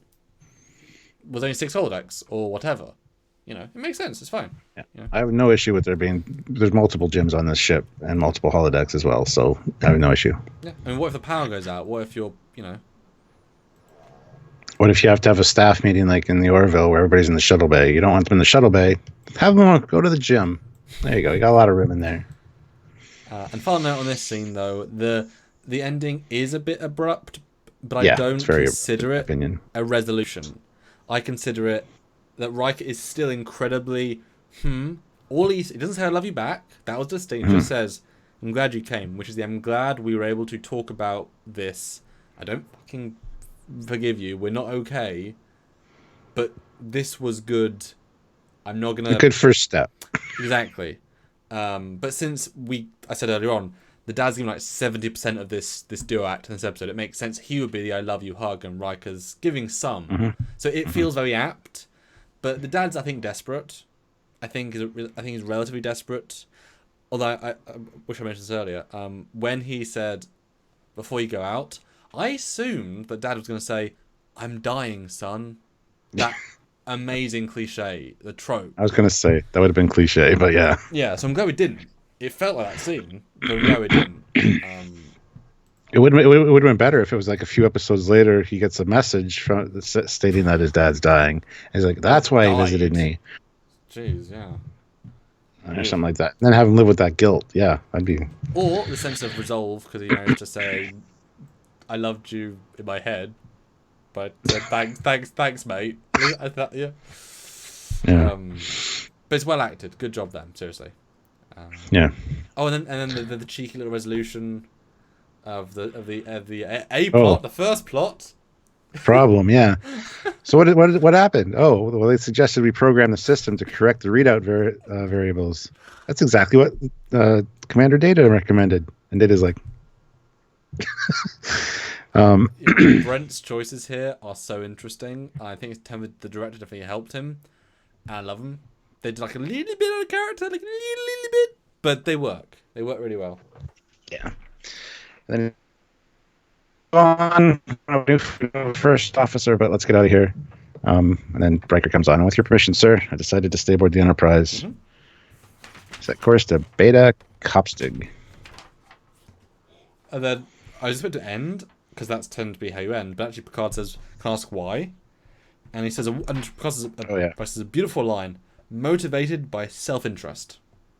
Wow, that's a real comment. Motivated self-interest, yeah. Like, it's a really good last line. And everyone's like, "Excellent. Let's go." And there you go. Yeah. Ends. That is the Icarus Factor, guys. But why is it said at the start? Why is it called Icarus Factor? Where was the connection there? Because I don't quite understand it. The story of Daedalus and Icarus. I know the story, but why with this? Because Icarus he didn't listen to his father. He flew too close to the sun and basically died because he didn't listen to his dad. So it's just the problem between fathers and sons communicating with each other. That's why the Icarus Factor is a good title for this one. Okay. Because I was assuming, part of that story is obviously then him burning the wings off. You never get the burning the wings off moment. So hence why that's the part. It's lack of communication. The father told him not to do it. He did it anyway. Didn't listen to his dad. They didn't have the back and forth. That's the quick summary. Okay. Jill 47 though puts in $1.99 and with a sticker that says here. Judge 1981 puts in 99 cents. Thank you. With a thinking sticker. And Fleet Pop Swiftback puts in $2.99 and says, "There we go. 87 likes. Give us 13 more. # make me pay." And JRJ puts in $2. It's Jeff. Come on, Cap. You know this is an 8. Oh, we're not quite there yet. And 99 likes, 109. Oh no, we had 100 likes. Woo! I want to see 110 likes though. More liking. Yes, let me get up the Word document with our scores. And Stuart, you can now give me your final review. And how do you now feel after our chat?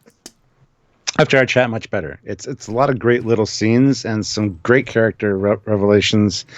And well acted. So it's an enjoyable piece of television for sure. It's just not really Trek for me. There's not enough Trekness to it. Like I said, I could tune into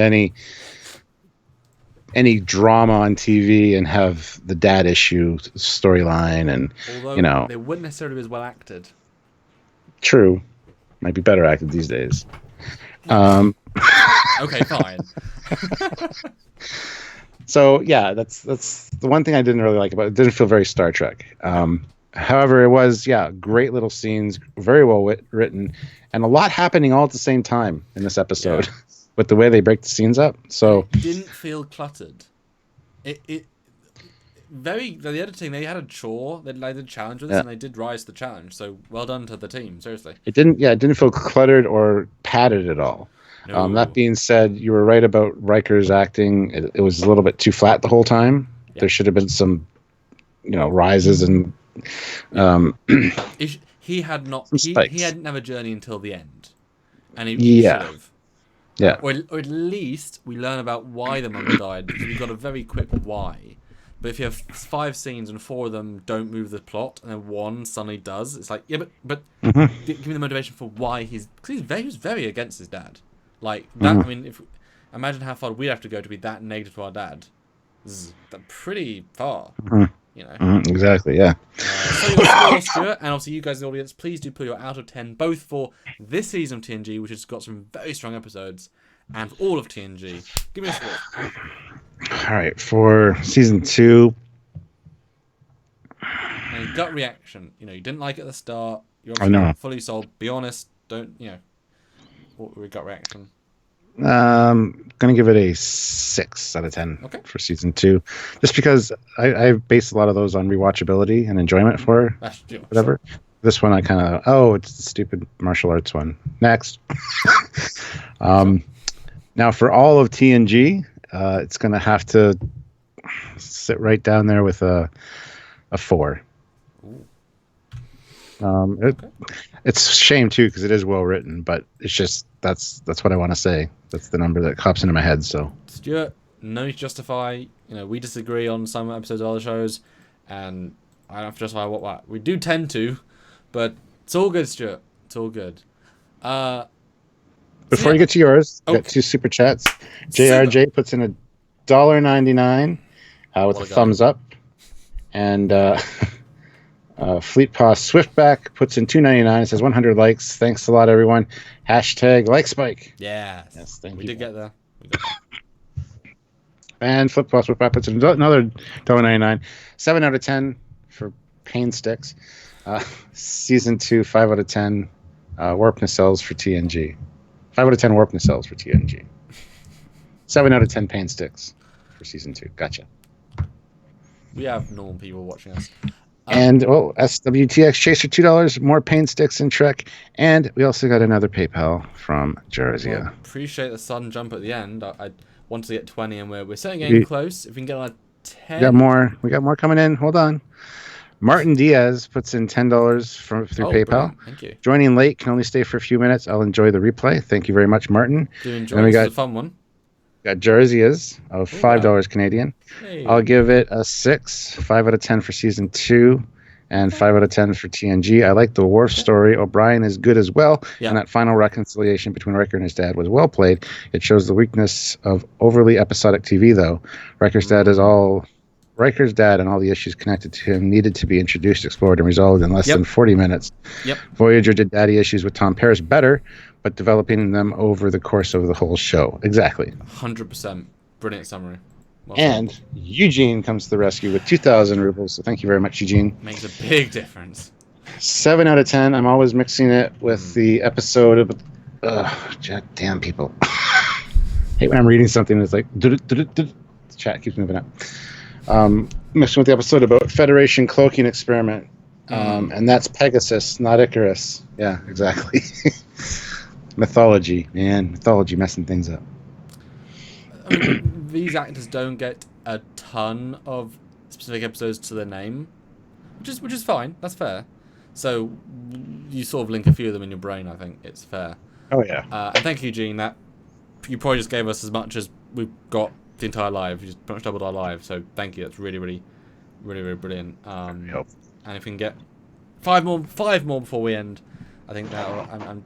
What's it called? Challenging the audience, and that'll be brilliant for us. So my review is this one. I think I went in with low expectations, and that helped me. I think that did, because the script was really solid. It was a very different vibe. It was someone who I get the feeling they liked Star Trek, and they might have seen TNG season 1 and liked it, and thought, what can I do with this, and use the characters in a really smart way. And this could have been a very poor episode. But the script, the unique flair, and the acting brings up several notches to okay episode, but good addition to the world, and you need those sometimes, and often shows have none of them, and you regret it. That said, it's not thrilling. I don't care about Pulaski and the dad either. I really don't. The Worf thing is much shorter, much less than I remember, honestly. So it really is just a breakdown of many really good moments and scenes. So it's hard to rate because of that. Because I really enjoyed watching it. It's not a great episode, but I really enjoyed watching it, and I think you could take a lot of this out and really be good. For season 2, though, my gut's a 7. I was going to 7.5, but I think it's a 7. Definitely better than a lot of the ones, but would have been better if there's a better A plot.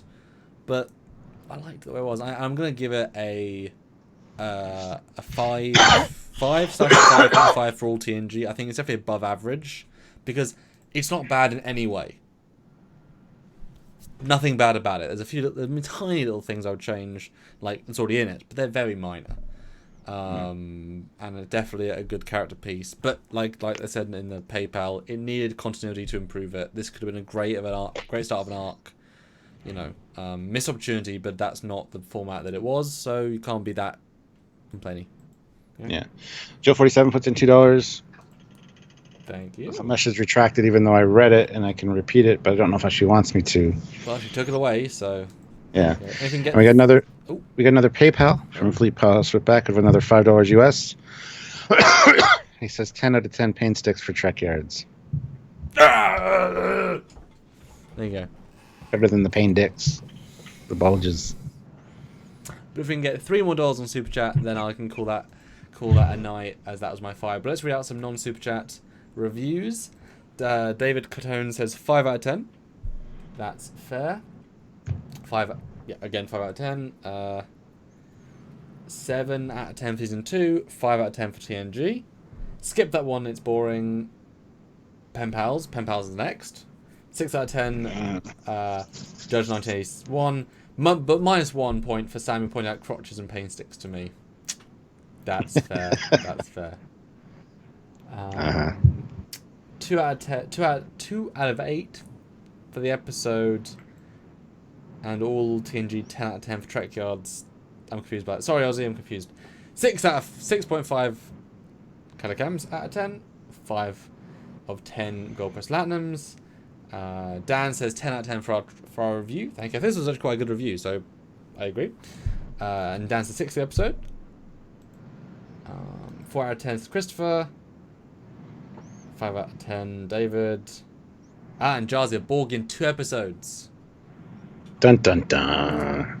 That is a thing to start. We are almost there. Jarzia puts in $2 Canadian and says, "Let's see your best pain stick reactions." Or we did mine. Did you? I went, yeah. Go back and watch it. A minute ago when for the PayPal. Go on, Stuart. I want to see yours now. Shatner. That was your orgasm face, Stuart. I want more pain. No. You haven't seen that O face. I know I haven't. Jesus. $1 more. I need $1 more. $1 more US dollar. And we got 2. Beautiful. There we go. SWTX Chase for $2. Commander pain stick shock. Already did it. Go back. I thought it was quite a good one, so. I missed it, so. Yeah. Brilliant. And thanks, everyone. This was a fun one. It was. Yes, Pen Pal is next. To wit, I remember being a interesting story, and therefore it's memorable, but not a good episode. That's what my brain is. We'll see. I remember it being a mediocre episode, but a great moral dilemma. And the Data Picard interactions are great in that one. So, yes. Yeah. It's definitely a Data episode with a moral. And then obviously we have Borg, which is exciting. That'll be, I'm guessing, both next week. So we have a very opposite and Omega, Alpha and Omega sort of style. And Eugene puts in 100 rubles and says, "Okay, Jeff has convinced me that's 8 out of 10. Oh. And Jarzia says, "Pen Pal makes me want to punch Picard in the face." Ooh. Oh. He's got to follow the rules, man. Yeah. It's a tough one. Which I think maybe another reason why he doesn't want command yet, because the rule book shifts drastically. You can push the boundaries when you're a commander, but captains are a bit more, you know? Yep, Yeah. they're the final word on a lot of things, and I don't want to make those decisions personally. So, Yeah. even All though right. I am the captain. And a father. Father. Many of the buck stops with you stuff. Yes. All right. Well, awesome guys. Have a great rest of the week. And just a little shameless plug. If you do, and I'll just put the graphic as well because might as well. As you guys know, I hope you guys know, I'm a big fan of the Stargate franchise, and there is a situation that I'm Yeah, I saw that involved. thing. I saw that video. But anyway, yes, continue. Sorry. Yes, I've worked with one of the producers of Stargate, Joseph Malazio, who basically wrote like 70 of all the episodes of Stargate, produced basically every episode of Atlantis, half of Universe, about 70. Big influence, and wrote some of the best ones as well. Really, really talented guy. And him and some people are trying to get Stargate back. You know, it had a 17 season run, which is very impressive. You know, 2 spin-offs and 3 feature films. That's a lot of good stuff there. Has been on, had a death knell when the DVD landscape died. When DVDs, you couldn't sell a movie on a DVD movie. They had 2 more movies planned. They couldn't do either because the DVD sales, you couldn't do it anymore. And Network didn't want to do another Stargate show because the universe did poorly. But that was because it was episodic. It's a brilliant binge show. If you go watch it back now, it holds up. It looks as if it could be made today. It's that good, but was bad as a week on week. Although the last 6 were very, very good, and it ended on a very good high note and a cliffhanger. Anyway, so yeah, he's doing this campaign, a tweet storm. He did one last year, which actually helped MGM notice. He's doing another one tomorrow, Friday, December 6th. I made 2 virals for him. One that was a fun one of him on his balcony with ships, and another one was a full space CGI sequence of things we all as fans wanted to see. So if you have got Twitter, if you are on Twitter tomorrow at these times on the screen, and tweet the hashtag, secret hashtag, but search for Stargate and you'll find the hashtag at this time. If you tweet during these hours, MGM is watching. This will genuinely make a difference. And obviously I want to see Stargate back, and Stargate as a continuation of the canon, not a reboot, not a reset. You know, we want a continuation, and they want it too. And some of the old guard are wanting to come back, and that's what we can hope for. So please do support and tweet if you can. I'm involved in some small ways. So, I need Paris. He saw it. Hey, thanks, man. Worked really hard on those. and Stuart, you know, you support Stargate too, right? More Stargate? I will tweet. Thanks, man. Oh. Thanks, guys. Shameless plug. Thanks, guys. And we're going to go out on our best pain stick, pain face. Okay, count me down. At least I am. He Count me doesn't down. have. Wait, can't be done? Count me down. Oh. 3, 2, 1. Bye, everyone. Bye, guys.